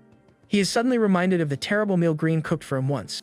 The young woman asks if he'd like anything to eat, but the man declines and urges her to go. Armed with cleaning supplies, the janitor stares down the disaster zone that is the redhead's room. Wearing a mask, he remarks that he can smell the stench even without a nose. He wonders if the girl is trying to build up a tolerance to poison by living in such filth. With that, the armored guardian begins the arduous task of cleaning the room and gathering the trash. However, the protagonist's clone appears, scolding him for not sorting the recycling properly. The clone lectures him that cans and plastics must be disposed of in separate bins. The janitor mutters to himself, wondering what kind of barbaric, non-recycling place the clone came from. Annoyed, the clone rushes him, asking if he plans on taking all night to clean. The guardian agrees to get back to work, thinking the clone is so bossy he might as well be the original. The real protagonist appears, demanding to know what they're doing instead of cleaning. The clone explains that the janitor wasn't doing his job, so he was stepping in to help. Angrily, the man orders his clone to start cleaning too, since that's why he was summoned in the first place. Meanwhile, the red-haired girl pushes herself through an intense workout at the luxury dorm's gym. At the market, Green shops for groceries, carefully selecting some fresh apples to bring home. With a little help from Winter, Goldie meticulously organizes her wardrobe. As the clone and the janitor work together, the room is finally spotless. The scene transitions to the beautiful facade of the dormitory as the sun sets. The clone reports that the task is complete, and the protagonist praises his copy for a job well done. The official then pulls up a new destination on his laptop for the clone, piquing his curiosity. The location is Moscow, Russia, and the clone wonders what his assignment will be there. It's revealed that an organization is researching transcendent demons in that area. With that, the man instructs his copy to wrap up his police duties and head to Russia. His mission is to locate the command-type transcendent demon known as Prototype X. The clone acknowledges the mission and states he will prepare for the new task at once. Suddenly, the green-haired girl returns from the market announcing she's back. The janitor greets her, while Goldie expresses amazement at the sheer amount of groceries she bought. The clone then announces his departure, but the original stops him with a stern look. A grim expression settles on the protagonist's face. He has one final order for his copy. He commands the clone to switch clothes with him immediately, leaving the copy looking confused. They all dine together, and Green compliments the soup, saying it reminds her of her homeworld. All at once, the protagonist senses a strange aura and realizes someone is calling him. Outside, the clone awaits, and the original wonders why he was summoned. The scene shifts to an abandoned industrial complex, littered with wreckage. Inside, numerous bodies lie strewn across the floor, the aftermath of a fierce battle. Furious, a survivor snarls at him and prepares to lunge forward with sharp teeth. He makes a threat, but the regressor effortlessly slams him to the ground with his energy sword. The fallen man tries to threaten him again, but the official finishes him off without a shred of pity. With his energy sword in hand, he states that he knows everything, as the survivor screams in agony. He then grabs him by the hair, demanding to know the plans of Wei Yan, the demon professor. The official corrects himself, calling him the demon of invisibility and exposing his true identity. The protagonist presses him for the professor's plans, but the demon only groans in pain. Activating his eye of the scale, he warns that lies are useless against him and demands the truth. The demon finally reveals he doesn't know the specifics, but Wei Yan's plan is imminent. He explains that in 3 months, if the plan succeeds, he too could be chosen for a seat. It's revealed that these seats refer to the 4 chosen demons of the Invisibility Organization. Those who ascend to a seat are granted their own army and immense power. Holding the highest rank among demons, they achieve power on the level of a global calamity. The man finds this odd, as in the previous timeline, Wei Yan never ascended to a seat. He also recalls that at this point in time, the professor shouldn't have been strong enough for such a plan. Just then, the regression clock authority reads the malice sent from the horizon of providence. The ability scans for a being who has deviated from the timeline and identifies Wei Yan. It's revealed that an external being, displeased with the regression, has interfered. Because of this, Wei Yan has been altered from the original flow, now existing with enhanced elements from the past. The protagonist muses that first it was the Guardians, and now it's the demon Professor Wei Yan. His expression serious, he wonders if this means the entity can interfere with absolutely anything. A look of understanding dawns on his face as he seems to grasp what's happening in this new regression. The demon claims it's all he knows, desperately pleading for his life and promising more information. With a deceitful smile, he insists he won't betray him and begs the man to let him live. But the protagonist takes him out without a moment's hesitation, detaching the demon's head from his body. With his eyes glowing blue, he repeats his warning that lies are ineffective, and even if it had been the truth, the man remarks, the demon would have been done for anyway. Using his annihilation ability, he obliterates the abandoned building, erasing all evidence. He speculates that if Wei Yan's plan is this grand, it must be connected to the year-end event. The man recalls the professor inviting the redhead to lead the event, which now seems highly suspicious. With a look of grim certainty, he concludes that the demon's plan is tied to that event. In a park, Little Winter captivates everyone with her cute and charming appearance. Two young women approach to praise the little one's beauty, asking Green for her name. Cradling the child, Green introduces her as Yu Jiao Ul, and the women agree it's a lovely name. They continue their friendly chat, smiling as they ask for little Yu Jiao Ul's age. Green then calls out to him, and the protagonist turns with a curious, serious expression. With an intimidating stare, he asks if they have some business with the child. Now sitting on a park bench, the young woman asks where he was all day. She explains that since she was sick, she didn't get much time to play with the little one. With classes starting tomorrow, she didn't want to miss her last chance to have some fun. The green-haired girl gazes at him with a gentle smile, a flower tucked behind her ear. The man simply watches her in silence, appearing to process her words. She playfully asks if they don't look like a little family in that moment. She gestures that Little Winter is his daughter and she is the mother, as a nearby fountain sprays water. The little blue dragon looks between them with her bright eyes, seeming to approve of the idea. In this configuration, she declares it makes them a family, leaving the man speechless. The protagonist maintains his silence, his expression as wary and indifferent as ever. Awkwardly, Green insists she was only kidding and wonders why he suddenly got so serious. The man scolds her, telling her to go home if she's just going to say weird things. He then scoops up Little Winter, says their fun is over, and bids her farewell. The green-haired girl simply watches him walk away, a serene smile on her face. The scene transitions to a beautiful orange sky filled with clouds and twinkling lights. We then see the grand facade of the Lair Academy, framed by cherry blossoms in full bloom. Goldie excitedly celebrates that she's finally going to school, a piece of toast hanging from her mouth. Her face flushed with happiness, she can hardly contain her excitement for the start of her school life. The blonde asks her friend which classes she has, and Green lists off a few subjects. The green-haired girl then questions why on earth she has toast in her mouth. With a knowing smile, the blonde girl says her friend doesn't quite get it.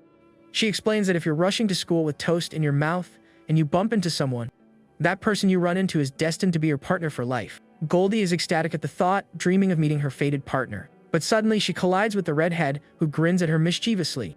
Summer asks if this makes her the destined partner, much to the blonde's horror. With that, the redhead snatches the toast from her friend's mouth, who lets out a desperate cry. She then asks where the mister is, recalling that he was supposed to observe their class. The young woman teases Green, asking if she doesn't suspect he's out with another woman. The green-haired girl is utterly shocked, breaking into a cold sweat at the very thought. Goldie then asks if her friend is feeling ill, noticing her sudden sweating. Just then, the blonde girl spots something unusual in the school courtyard and stares. She sees a crowd of reporters, remarking that they definitely don't look like Lair Academy cadets. Green says she's heading inside first, as reporters snap photos of the new students. One of the journalists spots their group and seems to recognize one of the girls. They identify the redhead as the cadet who defeated Sophia and made that infamous comment. Summer is reminded of her controversial declaration to the press and fumes at the memory. Immediately, reporters swarm the girl, bombarding her with questions about the interview. Furious, the red-haired girl screams at all the reporters gathered there. She challenges them, asking if the answer she gave them before wasn't clear enough. With a defiant smirk, the redhead provokes them, telling the trashy reporters to bring their worst. Back at the dorm, the janitor observes Little Winter sitting silently by the door. He thinks to himself that this is a bit of a predicament, as he's never cared for a child before. The little blue dragon just stares back at him, clutching her teddy bear with a cute expression. The protagonist then informs the knight that the girls have left for school and he will be heading out as well. He announces that it will be just the two of them at home and instructs the janitor to take good care of the little one. At the academy, the redhead's patience snaps, and she orders all the reporters to shut up at once. The armored guardian thinks that this is his most difficult task yet, and that he has no idea how to look after children. A bit shyly, he approaches the little girl and tries to get her attention in some way. The janitor explains that the others won't be back until nighttime, and suggests she wait somewhere more comfortable. He tries to be gentle, but the little blue dragon only stares at him in silence, completely unresponsive. Puffing out her cheeks, the little girl turns her head away, seeming to ignore the guardian completely. Feeling the pressure, the knight starts to sweat, finding it hard to breathe in the tense standoff. Giving up for the moment, he decides to start cleaning, while the little one watches him from a distance. In the living room, the armored guardian notices a few toys scattered across the floor. An idea seems to strike him and he pauses for a moment, lost in thought. He then approaches the little girl once more, calling her name to get her attention. Holding a book, the janitor invites her to read a story with him to help pass the time. Relieved, he assumes the little one must be interested in fairy tales and decides to read to her. Her eyes sparkling, the little blue dragon excitedly comes closer to hear the story. With that, the two sit down on the living room floor to begin reading the book. The title of the story the knight has chosen is My Daddy is a Fairy, which seems sweet. The story begins once upon a time in a very old and distant forest, but the knight imagines a grim forest from the age before the demon realms rise. The little girl looks at him and deadpans that if that's the case, Dulsuni must be a warmonger. The story continues, saying that little Dalsuni lived there with her father in a small cottage. He assumes her mother was taken out and thinks the girl is lucky to even have a father in that era. The knight tries to proceed with the story, but the little girl seems to be on a different wavelength. The book says that every night her father told Dalsuni ancient tales before she slept, but the knight pictures these stories being about the Great War, filled with violence. The tale continues, revealing that one morning, Dalsuni woke to find her father had vanished. The knight speculates he went to find a new wife, since taking war captives was common. He thinks the girl would be thrilled to have a new mother, but the image he conjures is horrifying. At this, the little blue dragon stares at him with an expression of pure shock and disapproval. He asks why she's giving him that look and wonders if the story isn't to her liking. Clutching her teddy bear, the little girl points decisively toward the television. She keeps pointing at the TV, insisting that the janitor look in that direction. As the night turns, little Winter begins watching a cartoon on the screen. At the Lair Academy, a girl with purple hair steps out of a luxury car, accompanied by her bodyguard. Two students observe her arrival, surprised to see the young Harris on campus. Nearby, the protagonist watches the scene unfold from inside his car, completely unnoticed. Green remembers her friends teasing and wonders if the Mr. really is with another woman. The purple-haired girl notices the reporters and wonders if they are there for her. Pulling out her makeup compact, she complains about hating to train because sweat ruins her look. She orders her bodyguard to handle the reporters, but he informs her they aren't there for her. This is Gong Joo-hee, and Harris far more concerned with her beauty than her training. Irritated, she grabs a reporter and demands to know who they're covering instead of her. But when she looks over, the young woman is completely stunned by the scene she witnesses.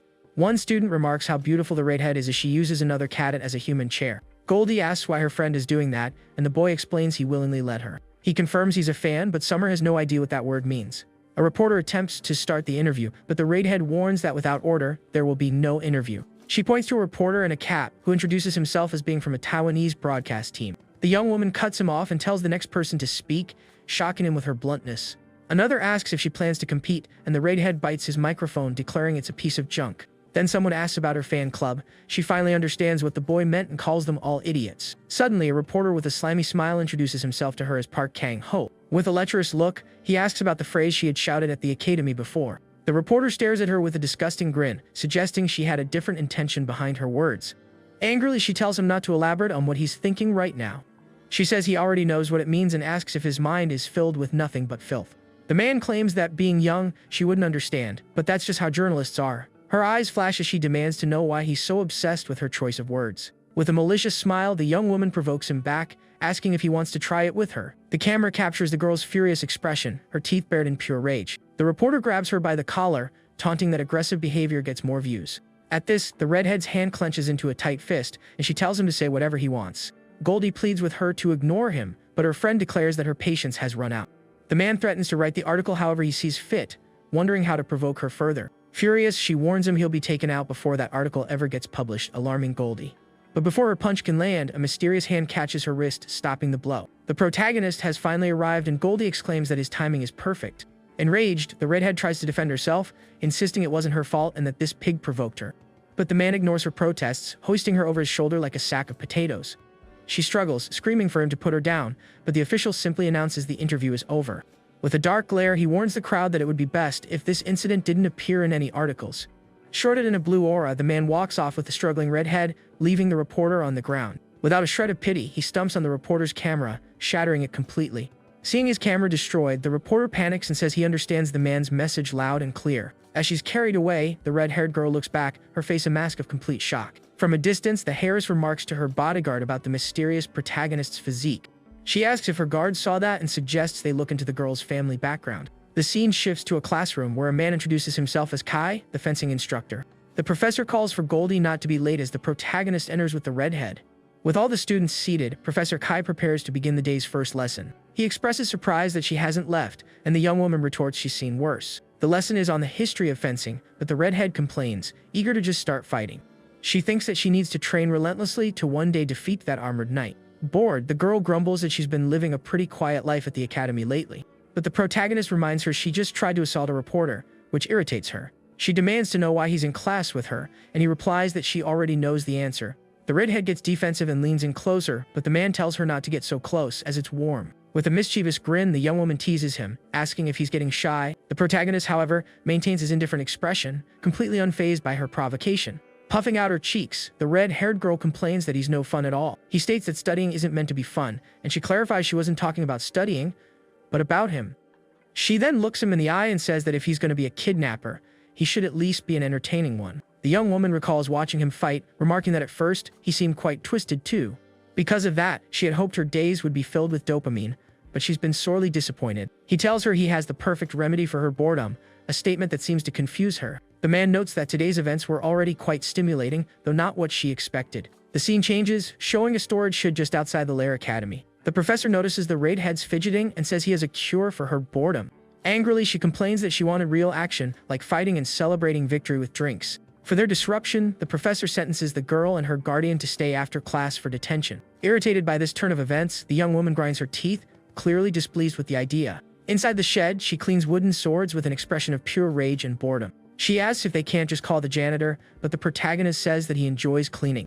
In a fit of anger, the girl throws a sword to the ground, and the man tells her to stop complaining and clean. The young woman retorts by asking who would look after Winter if the janitor came, annoyed by his logic.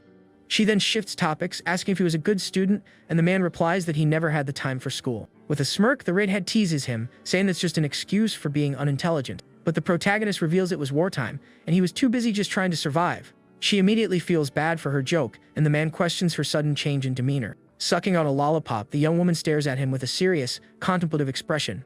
She asks if he finds life fun, and the regressor answers, not particularly. The redhead questions why someone so powerful continues to live such a boring life. The man simply states that life goes on, and he can't just abandon everything now.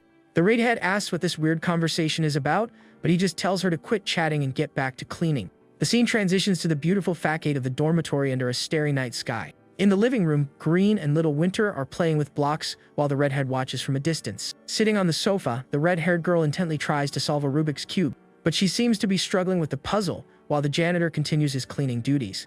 Frustrated, the young woman gives up and slaps her hand on the sofa, visibly annoyed by her failure. Green notices her friend's full mood and asks if it's because of the reporters from that morning. She replies that's part of it, but the truth is she just hasn't been having any fun lately. With a serious expression, the redhead turns to her friend and, for the first time, calls her sister. Both girls are taken aback by the red-haired girl's sudden and unusual term of endearment. All at once, she snaps at the janitor, throwing the cube at him and telling him to stop humming. Worried, Green asks if her friend is feeling sick and suggests a trip to the hospital. But the redhead ignores her and with a grave tone asks why her sister continues to live. The green-haired girl is completely stunned that she called her sister again. Try to lighten the mood, she jokes that Summer has finally hit puberty, earning a curse from her friend. The young woman repeats the man's earlier phrase, and the others notice it sounds exactly like something he would say. Green explains that people live to experience joy, and without it, there is no reason to live. The redhead mentions she asked the human about joy, but his answer only confused her. She explains that for Goldie, joy is as simple as eating something delicious and sweet, and for Little Winter, happiness is just playing with her old, worn-out teddy bear. Green suggests that maybe he didn't tell her, but he must have something he enjoys. The redhead compares her to the man, and Green is surprised to be put in the same category.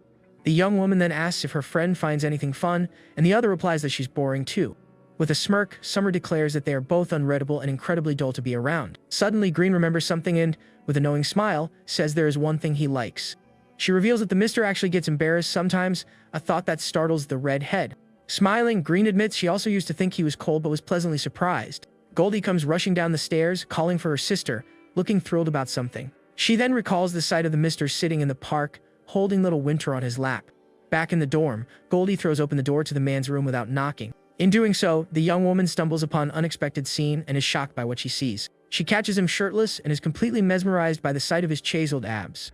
The scene then fades to the beautiful facade of the dorm at the break of dawn. The redhead is terrified by Green's creepy smile and screams for her mom in a panic. Goldie arrives, announcing that a fan club for Summer has been officially created online. She exclaims that it's wild and that everyone in the Lair community is buzzing about the redhead. With a mischievous grin, Summer climbs on top of Green and asks if they're in the middle of something. Goldie gets flustered and tells them to finish whatever they were doing, which annoys the redhead. With a smile, Green remarks that he has a surprisingly cute side to him, despite his tough exterior. The redhead smacks her with a pillow and demands to know what this fan club thing is that the blonde mentioned. At the protagonist's room, Green calls his name and peeks through the doorway with a smile. With a slight blush, the young woman says she has a small favor to ask of him. The man gets dressed as she approaches, a mix of shyness and admiration on her face. He closes the door and tells her to come in, but she apologizes for not knocking first.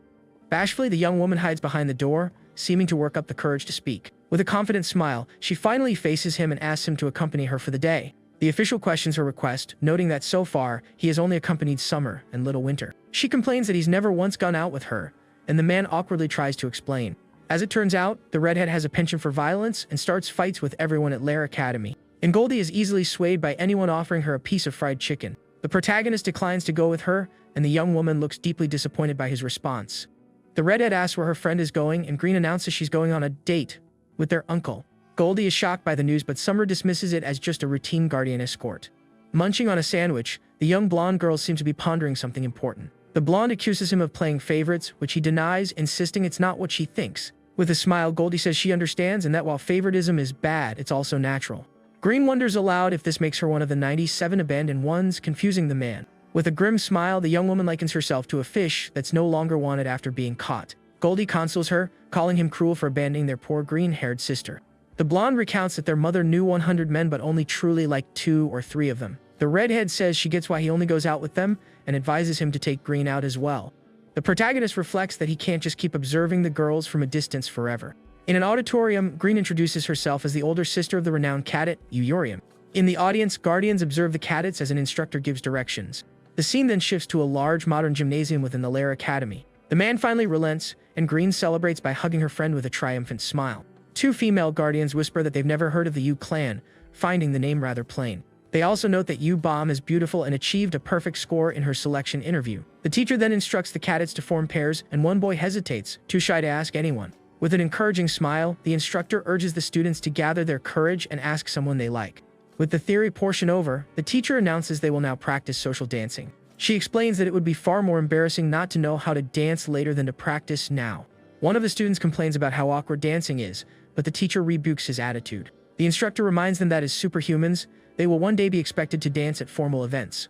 While pairs begin to form, 2 students just stare at each other, unsure of what to do. But Green remains by herself, and the others wonder why nobody has asked her to dance. One remarks that she's hard to approach, giving off an untouchable aura. The teacher tries to comfort her, but the young woman jokes that she must not be very popular. With a smile, the green-haired girl interrupts the teacher, calling out with an idea. She then asks if she can partner with her guardian, a request that surprises the protagonist. The teacher agrees, and the girl rushes over to her guardian, thanking the instructor for the permission. The protagonist starts to rise, but before he can object, Green excitedly approaches him. He tries to decline, admitting he doesn't know how to dance, but the young woman puts on a cute, pouty face. Smiling, she extends her hand and urges him to come on before the class ends. With the pairs set, the teacher instructs the students to hold hands and follow the steps. With a sigh, the man prepares to dance with the young woman, looking extremely uncomfortable. He stares at her in silence, seemingly unsure how to begin the social dance.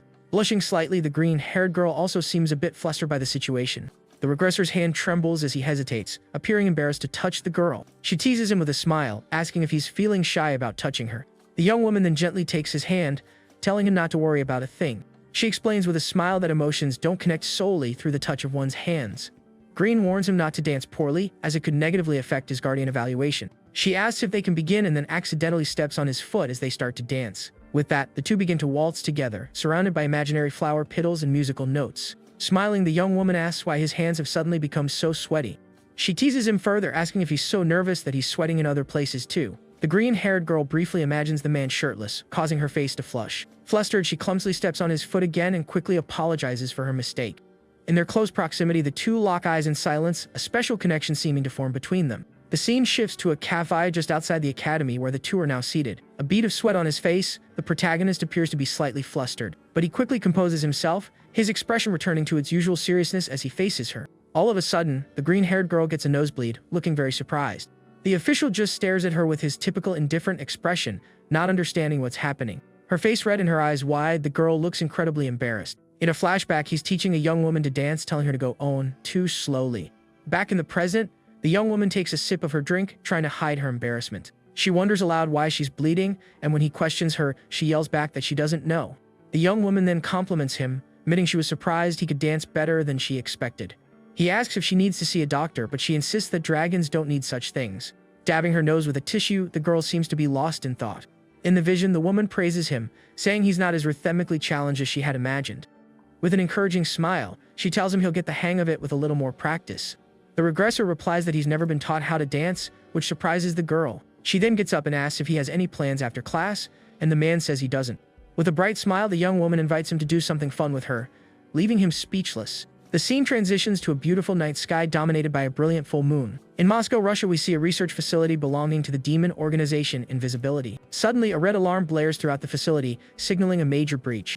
As the alarm wails, a panicked researcher sprints down a dark corridor littered with bodies. She curses under her breath, wondering where such a powerful monster could have appeared from. Realizing they can't stop it alone, she hits a button in a desperate attempt to escape. The woman then makes a break for a heavy metal door, saying they must warn headquarters immediately. But just then, the protagonist's clone materializes behind her, blocking her escape. Startled by his sudden appearance, the demon researcher demands to know what he wants from her. His blue eyes glowing, he reveals that his sovereign is searching for the demon known as Type X. Defiantly, the woman declares she'd rather be taken out than betray her organization with that information. He lifts her with his shadows, remarking that their true nature always surfaces when facing their end. He continues, however, that when they experience extreme pain, their human side tends to emerge. With a smirk, he holds her chin and asks if she, too, would like a little dance under the moonlight. After extracting the necessary information, the demon researcher is finally eliminated by the copy. With his task done, the copy contacts the original through their link, respectfully addressing him as "My Lord." He reports that Type X has been transferred to the headquarters and is currently inhabiting a female host. Back at the dorm, the protagonist listens intently to his copy's report. The copy inquires about a researcher named Vera, and his master confirms that was indeed her. The regressor then orders him to assume her identity and uncover the true form of Type X. The copy accepts the mission and, with unwavering loyalty to his monarch, prepares to infiltrate. With a look of intense focus, he begins to alter his appearance to perfectly resemble the researcher. It is revealed that Prototype X has the ability to enslave minds and grows progressively stronger over time. Back in the dorm, the protagonist hears someone calling him Mr. in a cheerful voice. His grandfather clock authority activates, and he realizes the mollusk from the horizon has altered X. Green peeks out from behind a curtain, urgently beckoning him to see something, but he asks what it is. He thinks to himself that some things never change, and any obstacles to his daily life must be eliminated. This leaves the man with a confused expression, unable to comprehend the girl's behavior. The green-haired girl puts on a cute face and says she doesn't see the problem, as she finds it fun. He asks what she's up to now, and she explains she thought it would be a nice idea for the summer. With a smile, she invites him to step inside, and he questions her about this strange game. His authority reads the malice from the horizon, searching for beings who have strayed from the timeline. Bashfully, she asks if he's having strange thoughts, and the man tells her not to push her luck. The young woman then proudly shows off her new outfit and asks if it looks good on her. In his past regressions, he always made it a top priority to eliminate Prototype X at all costs. In the store, she had asked if he wanted to see, and while the official said no, she didn't seem convinced. With a smile, she had wondered aloud if she should have bought it, and he had told her to just go home. But then Green revealed she was actually there to buy gifts for the children, which surprised him. She explained that little Winter's teddy bear was falling apart, and she wanted to get her a new doll. When he asked about the others, she said she was getting a wallet for Goldie. As for Summer, she mentioned the redhead wanted something she saw in a movie, but admitted it was a bit weird. The protagonist had then simply turned and started walking away without a word. The girl asked him to choose Winter's gift, and he had agreed to her request. Following that, the man entered a toy store to find the perfect present for little Winter. At the counter, a bored-looking saleswoman watched him with little else to do. She explained that 4-year-olds prefer make-believe toys and demonstrated one on him. With a toy stethoscope in hand, the saleswoman showed him how the gift worked. But the protagonist just stared at her blankly, seemingly unimpressed with the idea. Outside, Green wondered if leaving him to choose the gift was a good idea. Suddenly, the employee's jaw dropped, completely shocked by what she was seeing in the toy store. She figured he didn't come with a woman and knew nothing about children's toys. With a smile, she asked if the child was his daughter, but the official flatly said no. The employee then asked if he would be paying by card, and the man nodded. She concluded he must be the uncle, and thought it was endearing for a man to choose a gift so carefully. The saleswoman sized him up, guessing from his physique that he was either a model or in the military. She smiled and asked for the child's age, and he replied she was about 4 years old. With a sly grin, the woman said she would take care of everything, and he accepted her help. She thought to herself that guys like him usually spend a lot, sensing a big sale. At that moment, an adorable image of little Winter dressed as a nurse flashed through her mind. The woman offered him a 10% discount on other sets if he bought the full kit. Ultimately, he walked out of the store laden with a massive pile of gifts she had convinced him to buy. She was stunned when she saw his black card issued only to ultra-rich VP families. Seeing that, the saleswoman found him even more attractive and considered trying to make a move. Just then, Green appeared, taking the man's arm and pulling him close. With a flirtatious smile, the saleswoman tried to chat up the official, asking if he had a girlfriend. The young woman shot the employee an irritated glare, and the woman assumed she must be his sister. Yubom complained that he bought all the wrong things, as she only wanted a single doll for the little one. She then held up a simple brown teddy bear, saying this one looked much better. The girl then gave the official a knowing look, as if she understood exactly what had happened in the store. The saleswoman tried to defend her sales pitch, insisting the child would have loved the toys, but the young woman cut her off. She explained that this bear was similar to her old one, and that she had intended to buy it all along. With a chilling smile, the girl reiterated that the little one does not like other toys. The employee was left bewildered by the exchange, wondering if the young woman was actually his girlfriend. The scene then shifts to the beautiful facade of the dorm at nighttime. Holding the new teddy bear, Green asks if the VIP discount can be applied to her other purchases. Back at the dorm, the other girls are ecstatic over the mountain of gifts. An excited Goldie asks if all these presents are really for them. With that, the blonde celebrates her brand new wallet, and little Winter joyfully hugs her new beer. The redhead then shows off her rather peculiar gift, the one Green had mentioned earlier. A mischievous grin spreads across her face as she approaches Goldie to test out her new toys. The blonde asks what Summer's gift was, and the redhead gives her a suspicious look.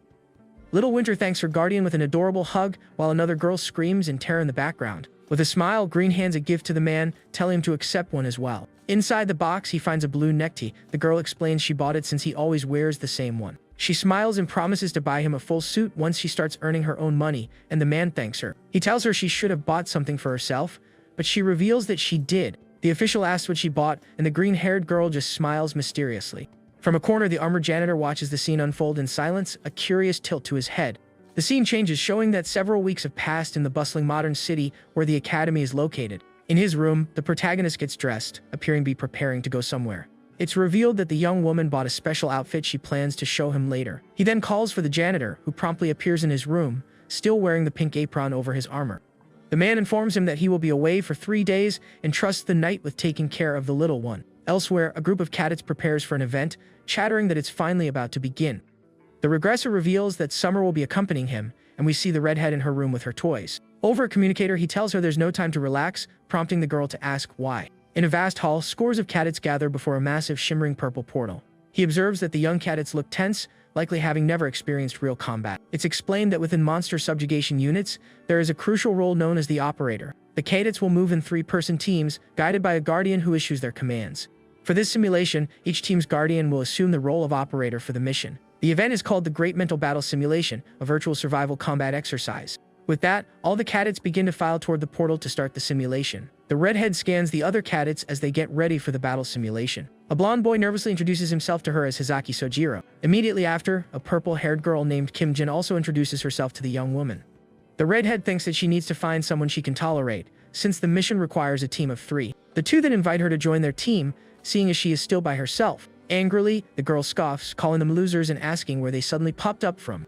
A bully tries to attack the boy but is stopped at the last second by an intervening hand. The protagonist agrees to let them join, and the redhead yells in shock at his decision. He tells her to just find another team, but she complains that would be too much of a hassle. Suddenly, the bully lands a hard punch in the boy's gut, making him grunt in pain. The boy bows and promises to work hard, but the redhead screams at them to get lost.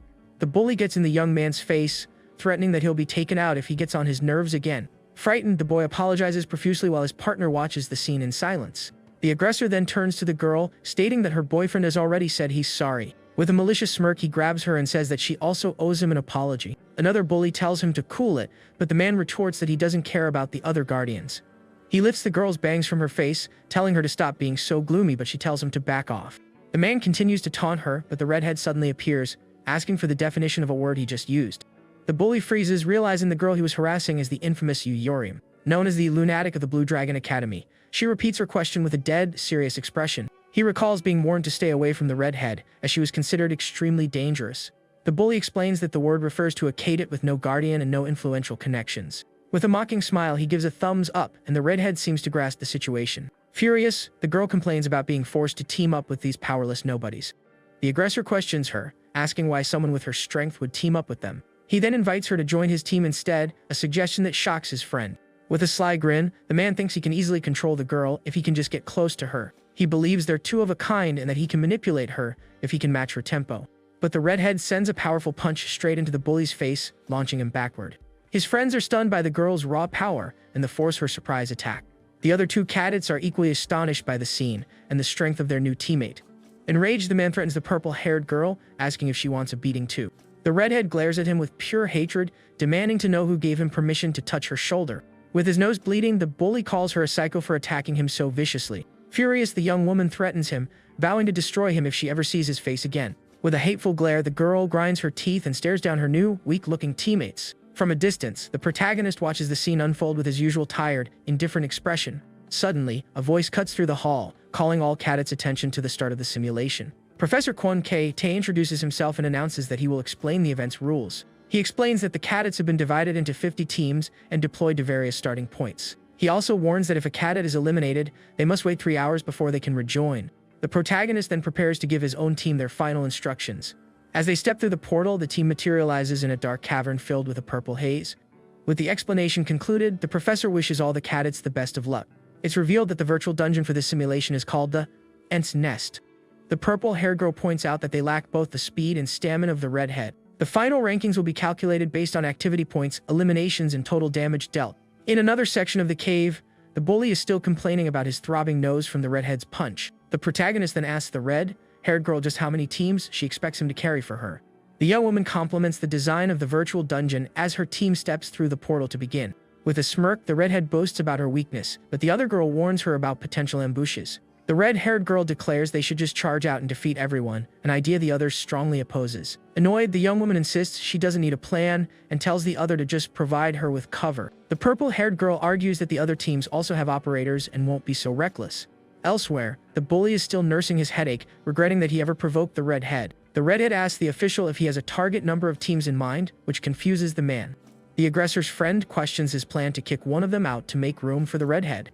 The bully clarifies it was just a ploy to gauge her reaction and swears he'll get revenge if he finds her. The purple-haired girl scolds her, and the boy attempts to mediate between the two. With a wicked smile, the redhead declares she will annihilate every single team they encounter. The bully suddenly appears before them, his nose still injured, and questions her bold threat.